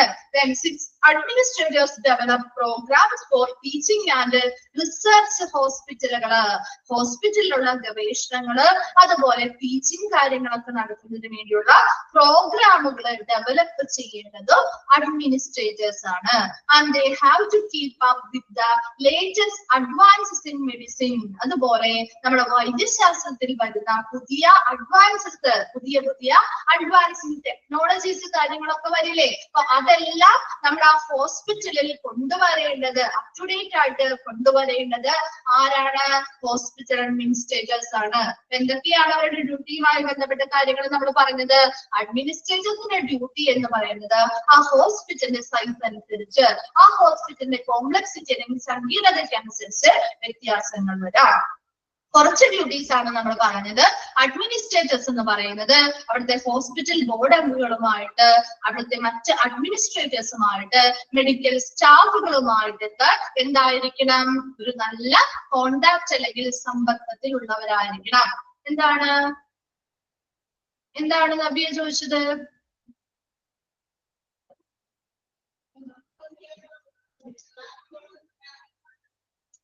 ഒന്നുകൂടി പറയാണ് കേട്ടോ, അതൊന്ന് ശ്രദ്ധിക്കാട്ടോ. നോക്കാം. എന്താണ്? അവരുമായിട്ട് നല്ലൊരു സമ്പർക്കത്തിൽ ഉണ്ടാകണം. Then they organize hospital activities and prepare its overall policies. ഹോസ്പിറ്റലുമായി ബന്ധപ്പെട്ട എല്ലാ ആക്ടിവിറ്റീസും കൃത്യമായിട്ട് സംഘടിപ്പിക്കുക. അതുപോലെ മൊത്തത്തിലുള്ള ഹോസ്പിറ്റലുമായി ബന്ധപ്പെട്ട പോളിസീസ് അല്ലെങ്കിൽ നയങ്ങൾ പ്രിപ്പയർ ചെയ്യുക അല്ലെങ്കിൽ രൂപകൽപ്പന ചെയ്യുക. ചില അഡ്മിനിസ്ട്രേറ്റേഴ്സിന് എന്താണ് ഡ്യൂട്ടി ഉള്ളത്? Are in charge of hiring doctors and other staff. മറ്റ് സ്റ്റാഫുകളെയും അവിടുത്തെ ഡോക്ടേഴ്സിനെയൊക്കെ നിയമിക്കാനുള്ള ഡ്യൂട്ടീസ് അല്ലെങ്കിൽ ഇൻചാർജ് ചുമതലകൾ ചില അഡ്മിനിസ്ട്രേറ്റേഴ്സിന് ഉണ്ടാവാം. Then carrying out employee evaluations and directing staff members. അവിടെയുള്ള ജീവനക്കാരുമായി ബന്ധപ്പെട്ട അവരുടെ വർക്കുമായി ബന്ധപ്പെട്ട കാര്യങ്ങൾ വിലയിരുത്തുക. അതുപോലെ സ്റ്റാഫ് മീറ്റിങ്ങുകളൊക്കെ കണ്ടക്ട് ചെയ്യുക. And they may also be accountable for the hospital's public relations and fundraising program. എന്താണ്? ഹോസ്പിറ്റലുമായി ബന്ധപ്പെട്ടുള്ള ഹോസ്പിറ്റലിലെ ഒരു പബ്ലിക് റിലേഷൻ അല്ലെ, മറ്റുള്ളവരോടുള്ള ആ ഒരു റിലേഷൻഷിപ്പ്, ബന്ധം, അതൊരു ചാപ്റ്റർ ആയിട്ട് തന്നെ നിങ്ങൾക്ക് പഠിക്കാനുണ്ട്. അതുകൊണ്ടാണ് നമ്മൾ ഡീറ്റെയിൽ ആയിട്ട് പറയുന്നത് കേട്ടോ. പബ്ലിക് റിലേഷൻസ് അല്ലെ, നമ്മൾ ആളുകളുമായിട്ട്, വരുന്ന കസ്റ്റമേഴ്സുമായിട്ട് എങ്ങനെ റിലേറ്റ് ചെയ്യുന്നു, അല്ലെങ്കിൽ എങ്ങനെ ബന്ധം സ്ഥാപിക്കുന്നു, അങ്ങനെ നല്ല പബ്ലിക് റിലേഷൻസ് ഉണ്ടാക്കിയെടുക്കുന്നതിന് വേണ്ടി, അല്ലെങ്കിൽ ഫണ്ട് റൈസിംഗ് പ്രോഗ്രാം, ഹോസ്പിറ്റലുമായി ബന്ധപ്പെട്ട എന്തെങ്കിലും ധനസമാഹരണ പരിപാടികളൊക്കെ നടത്തുന്നുണ്ടെങ്കിൽ അതിനൊക്കെ ഉത്തരവാദിത്തമുള്ളവർ ആരായിരിക്കും? അല്ലെങ്കിൽ റെസ്പോൺസിബിൾ ആയിട്ടുള്ളത്, നിങ്ങൾ ഉത്തരവാദിത്തമുള്ളത് ആർക്കായിരിക്കും? അഡ്മിനിസ്ട്രേറ്റേഴ്സിനായിരിക്കും. അതുപോലെ അഡ്മിനിസ്ട്രേറ്റേഴ്സ് എന്ന് പറയുന്നത് ഹോസ്പിറ്റലിലെ എന്താണ് റിസർച്ചുകൾ അല്ലെങ്കിൽ ഗവേഷണങ്ങൾ ചെയ്യാൻ, ടീച്ചിങ് പ്രോഗ്രാമുകൾ കണ്ടക്ട് ചെയ്യാനായിട്ടുള്ള പ്രോഗ്രാമുകളൊക്കെ ഡെവലപ്പ് ചെയ്യേണ്ടത് അല്ലെങ്കിൽ വികസിപ്പിക്കേണ്ടത് അഡ്മിനിസ്ട്രേറ്റേഴ്സ് ആണ്.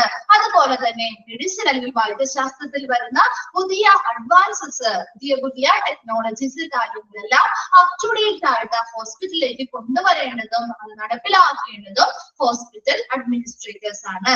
ക്ലിയർ ആയോ? നമ്പിക്കായിരുന്നില്ലേ ഡൗട്ട്? ക്ലിയർ ആയോ? ഓക്കെ. നെക്സ്റ്റ് നമ്മൾ ഒരു ഭാഗം കൂടി നമുക്കൊന്ന് നോക്കാം. എന്നിട്ട് ആ ഒരു ഭാഗം കൂടി നോക്കിയിട്ട് നമുക്ക് വൈൻഡ് അപ്പ് ചെയ്യാം.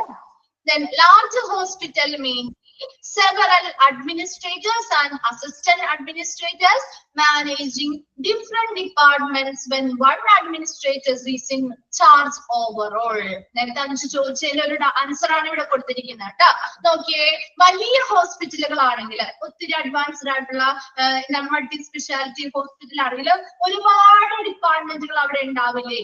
ആ ഒരുപാട് ഡിപ്പാർട്ട്മെന്റുകൾ ഉള്ളത് കൊണ്ട് തന്നെ ഒരു വ്യക്തിക്ക് ആ ഡിപ്പാർട്ട്മെന്റുകൾ മൊത്തത്തിൽ കൈകാര്യം ചെയ്യുക എന്ന് പറയുന്നത് ബുദ്ധിമുട്ടായിരിക്കും അല്ലെ? അപ്പൊ ഒരു ഡിപ്പാർട്ട്മെന്റ് തന്നെ കുറച്ച് ഇലാബറേറ്റർ ആയിരിക്കും അല്ലെ? ഒരുപാട് സർവീസും കാര്യങ്ങളും ഒക്കെ കൊടുക്കുന്ന ഒരു ഡിപ്പാർട്ട്മെന്റ് ആണെങ്കിൽ ഒരുപാട് സ്റ്റാഫ് ഉണ്ടാവും, ഒരുപാട് വർക്കുകൾ കാര്യങ്ങൾ ഉണ്ടാവും. അപ്പൊ അതുമായി ബന്ധപ്പെട്ട് ഒരാള് അതിന് വേണ്ടിയിട്ട് എന്ത് ചെയ്യുന്നു? ഇവര് നിയമിക്കുന്നു. അപ്പൊ അവിടെ വലിയ ഹോസ്പിറ്റലുകളില് എപ്പോഴും ഒരു അഡ്മിനിസ്ട്രേറ്റർ എന്ന് പറയുന്നത് മൊത്തത്തിലുള്ള എല്ലാ കാര്യങ്ങളെയും മാനേജ് ചെയ്യാനായിട്ട് ഒരാളെ നിയമിക്കും, ഒരു അഡ്മിനിസ്ട്രേറ്ററെ നിയമിക്കും. ക്ലിയർ ആയോ?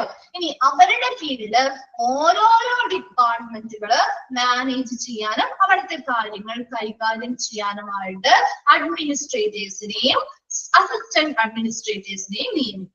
അപ്പൊ വലിയ ഹോസ്പിറ്റലുകളില് എപ്പോഴും കുറെ അഡ്മിനിസ്ട്രേറ്റേഴ്സും അസിസ്റ്റന്റ് അഡ്മിനിസ്ട്രേറ്റേഴ്സും ഉണ്ട്. എന്തിനു വേണ്ടിയാ? ഓരോരോ ഡിഫറെന്റ് ഡിപ്പാർട്ട്മെന്റുകള് ഓരോരോ വ്യത്യസ്തമായ ഡിപ്പാർട്ട്മെന്റുകളല്ലേ, ഓരോരോ ഡിപ്പാർട്ട്മെന്റുകൾ തന്നെ കുറച്ച് വലുതാണ്. അപ്പൊ അതിനെ മാനേജ് ചെയ്യാനായിട്ട് ഒരാൾക്ക് പറ്റാത്തത് കൊണ്ട് അവിടെ എന്ത് ചെയ്യും, അവര് ഓരോരോ ഡിപ്പാർട്ട്മെന്റുകളെ മാനേജ് ചെയ്യാനായിട്ട് ഒരു അഡ്മിനിസ്ട്രേറ്ററെയും അവർക്ക് കീഴിലായിട്ട് അസിസ്റ്റന്റ് അഡ്മിനിസ്ട്രേറ്ററിനെയും നിയമിക്കുന്നു. ഇനി അങ്ങനെ ഓരോ ഡിപ്പാർട്ട്മെന്റുകളും അവരുടേതായ അഡ്മിനിസ്ട്രേറ്റേഴ്സിനെയും അസിസ്റ്റന്റ് അഡ്മിനിസ്ട്രേറ്റേഴ്സിനെയും കൊടുത്തിട്ടുണ്ട്. ഇവരുടെ എല്ലാ കാര്യങ്ങളും മൊത്തത്തിൽ മാനേജ് ചെയ്യാനായിട്ട് ഒരു വ്യക്തിക്ക് അതിനെ ചുമതല കൊടുക്കുന്നു. ഒരു മെയിൻ അഡ്മിനിസ്ട്രേറ്ററിന് അതിന്റെ ഓവറോൾ ആയിട്ടുള്ള ഇൻചാർജ് അല്ലെങ്കിൽ ചുമതലകൾ നിർവഹിക്കാനായിട്ട് ഏൽപ്പിക്കുന്നുണ്ട്. ക്ലിയർ ആയോ ലാർജ് ഹോസ്പിറ്റലിന്റെ കാര്യം? മനസ്സിലായോ? അത് ഒരു വ്യക്തി മെയിൻ ആയിട്ട് എല്ലാ കാര്യങ്ങളും ഓവറോൾ ആയിട്ട് ചെയ്യാനായിട്ട് ഒരു വ്യക്തിയെ നിർമ്മിക്കുന്നു. അതിന് കീഴിലായിട്ട് ഓരോ ഡിപ്പാർട്ട്മെന്റുകൾക്ക് മാനേജ് ചെയ്യാനായിട്ട് അതാത് അഡ്മിനിസ്ട്രേറ്റേഴ്സിനെയും അസിസ്റ്റന്റ് അഡ്മിനിസ്ട്രേറ്റേഴ്സിനെയും പറ്റും. ഇനി അതേസമയം സ്മോളർ ഹോസ്പിറ്റൽ ആവുമ്പോ, ചെറിയ ഹോസ്പിറ്റൽ ആവുമ്പോ one administrator may be in charge of A number of departments or even of the entire hospital. എന്താണ്, ഇനി ഒരു ചെറിയ ഹോസ്പിറ്റൽ വരുമ്പോ ഇതിനകത്ത് ഒരു മൾട്ടി സ്പെഷ്യാലിറ്റി ഹോസ്പിറ്റലിന്റെ വലിയ ഹോസ്പിറ്റലിന്റെ കാര്യം നമ്മൾ പറഞ്ഞല്ലേ. ഇനി ഒരു ചെറിയ ഹോസ്പിറ്റൽ വരുമ്പോൾ അധികം ഡിപ്പാർട്ട്മെന്റുകൾ ഉണ്ടാവില്ല, അതിനനുസരിച്ചുള്ള സർവീസ് ഒന്നും അധികം നമ്മൾ ഓവറായിട്ട് പ്രൊവൈഡ് ചെയ്യുന്നില്ല എങ്കിൽ അവിടെ എന്താ, ആ മൊത്തത്തിലുള്ള എല്ലാ ഡിപ്പാർട്ട്മെന്റുകളെയും മാനേജ് ചെയ്യാനായിട്ട് അല്ലെങ്കിൽ ആ ഹോസ്പിറ്റലിനെ മൊത്തത്തില് ഓവറോൾ ആയിട്ടുള്ള എല്ലാ കാര്യങ്ങളും മാനേജ് ചെയ്യാനായിട്ട് ചുമതലപ്പെടുത്തിയിരിക്കുന്നത് ഒരു അഡ്മിനിസ്ട്രേറ്ററിനായിരിക്കും. ക്ലിയർ ആയോ? ചെറിയ ഹോസ്പിറ്റലിന്റെ വലിപ്പത്തിനനുസരിച്ചാണ് അതിൽ വ്യത്യാസം വരുന്നത്. അപ്പൊ ഹോസ്പിറ്റല് ചെറിയ ഹോസ്പിറ്റൽ ആണെങ്കിൽ അവിടെ അധികം ഡിപ്പാർട്ട്മെന്റുകളും കാര്യങ്ങളും ഒക്കെ കുറവായിരിക്കും, മാനേജ് ചെയ്യാനായിട്ട് ഒരാൾക്ക് മാനേജ് ചെയ്യാൻ പറ്റും. അപ്പൊ അതുകൊണ്ട് തന്നെ അവർ എന്ത് ചെയ്യും, ആ ഡിപ്പാർട്ട്മെന്റുകളുടെ എല്ലാ ഡിപ്പാർട്ട്മെന്റിന്റെയും ചുമതല അല്ലെങ്കിൽ ആ ഹോസ്പിറ്റലിന്റെ മൊത്തത്തിലുള്ള ചുമതല ഒരു അഡ്മിനിസ്ട്രേറ്ററിന്റെ കീഴിലായിരിക്കും. ക്ലിയർ ആയോ? അത് തമ്മിലുള്ള ഒരു വ്യത്യാസം നോക്കി. ഒരു എക്സാമ്പിൾ കൊടുത്തിരിക്കുന്നേ. In this case for example the administrator may assess the budgets for these departments and give final approval to hiring recommendations. ഇനി എന്താണ് അഡ്മിനിസ്ട്രേറ്റർ എന്ന് പറയുന്നത്? മേ പാസസ് ദ ബഡ്ജറ്റുകൾ, ഓരോരോ ഡിപ്പാർട്ട്മെന്റുമായി ബന്ധപ്പെട്ട് ആവശ്യമായിട്ട് വന്നാല് ബഡ്ജറ്റുകൾ തയ്യാറാക്കണം. അതുപോലെ ഈ ഡിപ്പാർട്ട്മെന്റുകളുമായി ബന്ധപ്പെട്ട് അപ്രൂവൽ ടു ഹയറിംഗ് റെക്കമെൻഡേഷൻസ്, എന്താണ്, ശുപാർശകൾ അനുസരിച്ച് നിയമനങ്ങൾ നടക്കണമെങ്കിലോ അല്ലെങ്കിൽ ബഡ്ജറ്റുകൾ തയ്യാറാക്കി അത് അപ്രൂവ് ചെയ്യുക അല്ലെങ്കിൽ അതിന് അനുമതി നേടണമെങ്കിലോ അതിനുള്ള ഒരു ഫൈനൽ അപ്രൂവൽ അല്ലെങ്കിൽ അന്തിമ അനുമതി നൽകുന്നത് ആ അഡ്മിനിസ്ട്രേറ്റർ ആയിരിക്കും. അവരുടെ ഡ്യൂട്ടി എന്ന് പറയുന്നത് ഒരു തലവനായിട്ട് നിൽക്കുക എന്നുള്ളതാണ് അല്ലെ. എപ്പോഴും അവരിൽ നിന്നായിരിക്കണം ഓരോ ഡിപ്പാർട്ട്മെന്റുമായി ബന്ധപ്പെട്ട ബഡ്ജറ്റുകൾ തയ്യാറാക്കുന്നതിന് അനുമതി കിട്ടണമെങ്കിലോ അല്ലെങ്കിൽ പുതിയൊരാളുകളെ നിയമിക്കണമെങ്കിലോ ഇവരിൽ നിന്നായിരിക്കും എന്ത് കിട്ടുന്നത്, അന്തിമ അനുമതി കിട്ടുന്നത്. ഒരു ചെറിയ സ്മോൾ ഹോസ്പിറ്റൽ ആവുമ്പോ ആ ഒരു അഡ്മിനിസ്ട്രേറ്ററിന്റെ കീഴിലായിരിക്കും അല്ലെ, ആ ഒരു ചെറിയ അഡ്മിനിസ്ട്രേറ്ററിന്റെ കീഴിലായിരിക്കും അവരുടെ ഡ്യൂട്ടിയും കാര്യങ്ങളും എല്ലാം വരുന്നത്, എല്ലാം മാനേജ് ചെയ്യുന്നത്. അപ്പൊ അവരിൽ നിന്ന് തന്നെയായിരിക്കണം എന്ത് ചെയ്യുന്നത്, എല്ലാ അനുമതിയും കിട്ടേണ്ടത്. അതേസമയം വലിയ ഹോസ്പിറ്റൽ ആവുമ്പോൾ അതാത് ഡിപ്പാർട്ട്മെന്റുകളിലെ അഡ്മിനിസ്ട്രേറ്റേഴ്സ് ഉണ്ട്, അവരുടെ കാര്യങ്ങളിൽ നിന്നും വലിയൊരു അഡ്മിനിസ്ട്രേറ്റർ എന്ന് പറയുന്ന ഒരു വ്യക്തിയെ നിയമിച്ചിട്ടുണ്ടാവും, അവരിൽ നിന്നും കൂടി അന്തിമ അനുമതി നമ്മൾ വാങ്ങേണ്ടതുണ്ട്. എന്നാൽ ചെറിയ ഹോസ്പിറ്റൽ ആവുമ്പോഴോ അവിടെ ഒരു ഒറ്റ അഡ്മിനിസ്ട്രേറ്റർ ആണ് എല്ലാ വിഭാഗങ്ങൾക്കും ഉള്ളത്. അപ്പൊ ആ വിഭാഗങ്ങളിൽ അല്ലെങ്കിൽ ഡിപ്പാർട്ട്മെന്റുകളുമായി ബന്ധപ്പെട്ട എന്തെങ്കിലും ബഡ്ജറ്റുകൾ തയ്യാറാക്കി അപ്രൂവൽ കിട്ടണമെങ്കിലോ അല്ലെങ്കിൽ പുതിയതായിട്ടുള്ള നിയമനങ്ങൾ നടത്തണമെങ്കിലോ ഒക്കെ അന്തിമ അനുമതി ഈ ഒരു സിംഗിൾ അഡ്മിനിസ്ട്രേറ്ററിൽ നിന്ന് ലഭ്യമാക്കിയാൽ മതിയാവും. ക്ലിയർ ആയോ? അത് ക്ലിയർ ആയോ? ഇത്രയും ഭാഗം ഓക്കെ ആണോ? ഓക്കെ, നമ്മൾ ഇന്ന് ഈ ഒരു ഇത്രയും എക്സാമ്പിൾ ഒന്നുകൂടി പറയണോ? എക്സാമ്പിൾ പറയുന്നത് എന്താ, രണ്ട് രീതിയിൽ നമുക്ക് ചിന്തിക്കാം. അതായത് ഒരു അഡ്മിനിസ്ട്രേറ്റർ, ഇപ്പൊ ഒരു ചെറിയ ഹോസ്പിറ്റൽ എടുത്ത് നോക്കുകയാണ്, അപ്പൊ അതിനൊരു അഡ്മിനിസ്ട്രേറ്റർ അല്ലേ ഉള്ളൂ, ഒറ്റൊരാളെ നമ്മുടെ ഇതിന്റെ എല്ലാ കാര്യങ്ങളും മാനേജ് ചെയ്യാൻ വെച്ചിരിക്കുന്നേ. അപ്പൊ ആ വ്യക്തി എന്ന് പറയുന്ന അവിടെ നിന്നും ഒരു ഹോസ്പിറ്റൽ ഡിപ്പാർട്ട്മെന്റുമായി ബന്ധപ്പെട്ട് എന്തെങ്കിലും ബഡ്ജറ്റുകൾ തയ്യാറാക്കണം, സാധനങ്ങൾ പർച്ചേസ് ചെയ്യണം, അതുമായി ബന്ധപ്പെട്ട ബഡ്ജറ്റുകൾ തയ്യാറാക്കണമെങ്കിൽ അവർക്കിടെ ആ ഒരു ബഡ്ജറ്റിന് വേണ്ടിയിട്ടുള്ള അനുമതി കിട്ടണ്ടേ, സാധനം വാങ്ങണമെങ്കിലുള്ള അനുമതികൾ കിട്ടണ്ടേ, അതിന്റെ അപ്രൂവൽ അടക്കം അല്ലെങ്കിൽ ഒരു പുതിയ സ്റ്റാഫിനെ നമുക്ക് അവിടെ നിയമിക്കണം, അതിന്റെ അനുമതി, അതാണ് ഹയറിംഗ് എന്ന് പറയുന്നത്. ശുപാർശ അനുസരിച്ച് ഒരു പുതിയ സ്റ്റാഫിനെ വെക്കണമെങ്കിൽ നിയമിക്കണമെങ്കിൽ ഒക്കെ അതിന്റെ അനുമതി അല്ലെങ്കിൽ അന്തിമ ഫൈനൽ അപ്രൂവൽ, അന്തിമ അനുമതി ലഭിക്കുന്നത് ആ ഒരു സിംഗിൾ അഡ്മിനിസ്ട്രേറ്ററിൽ നിന്ന് കിട്ടിയാൽ മതിയാവും അല്ലെ. അതേസമയം ലാർജ് ഹോസ്പിറ്റലുകളിലാവുമ്പോൾ അവിടെ ഡിപ്പാർട്ട്മെന്റ് വൈസ് ആയിട്ടുള്ള ഒരു അഡ്മിനിസ്ട്രേറ്റർ ഉണ്ടല്ലോ, അവരിൽ നിന്നും ഫൈനൽ അപ്രൂവൽ കിട്ടണം. അതുപോലെ തന്നെ വലിയൊരു മെയിൻ ആയിട്ടുള്ള ഒരു അഡ്മിനിസ്ട്രേറ്റർ നമ്മൾ പറഞ്ഞിട്ടില്ലേ, എല്ലാ കാര്യങ്ങളും മൊത്തത്തിൽ മാനേജ് ചെയ്യാനായിട്ട്, അവരിൽ നിന്നും അന്തിമ അനുമതി കിട്ടേണ്ടതായിട്ട് വരും. ക്ലിയർ ആയോ അത് അഞ്ജു? ഓക്കെ, നെക്സ്റ്റ് ക്ലാസ്സിൽ വരുമ്പോ ഒരു ചാപ്റ്റർ ഒന്ന് വായിച്ച് മനസ്സിലാക്കിയിട്ട് വരാം കേട്ടോ. കുറച്ച് കാര്യങ്ങൾ ആദ്യം പറയുന്ന കാര്യങ്ങൾ മനസ്സിലായാലേ നിങ്ങൾക്ക് അത് കണക്ട് ചെയ്ത് വായിക്കാൻ പറ്റുള്ളൂ. ബാക്കിയുള്ള ഭാഗം നെക്സ്റ്റ് ക്ലാസ്സിൽ, നാളെ നിങ്ങൾക്ക് പീരീഡ് ഉണ്ടെന്ന് തോന്നുന്നു അല്ലെ, നെക്സ്റ്റ് ക്ലാസ്സിൽ നമുക്ക് കണ്ടിന്യൂ ചെയ്യാം. ഡൗട്ട്സോ കാര്യങ്ങളോ ഉണ്ടെങ്കിൽ നെക്സ്റ്റ് ക്ലാസ്സിൽ വരുമ്പോ ചോദിക്കാം കേട്ടോ. Thank you. Thank you, ma'am. Thank you, ma'am.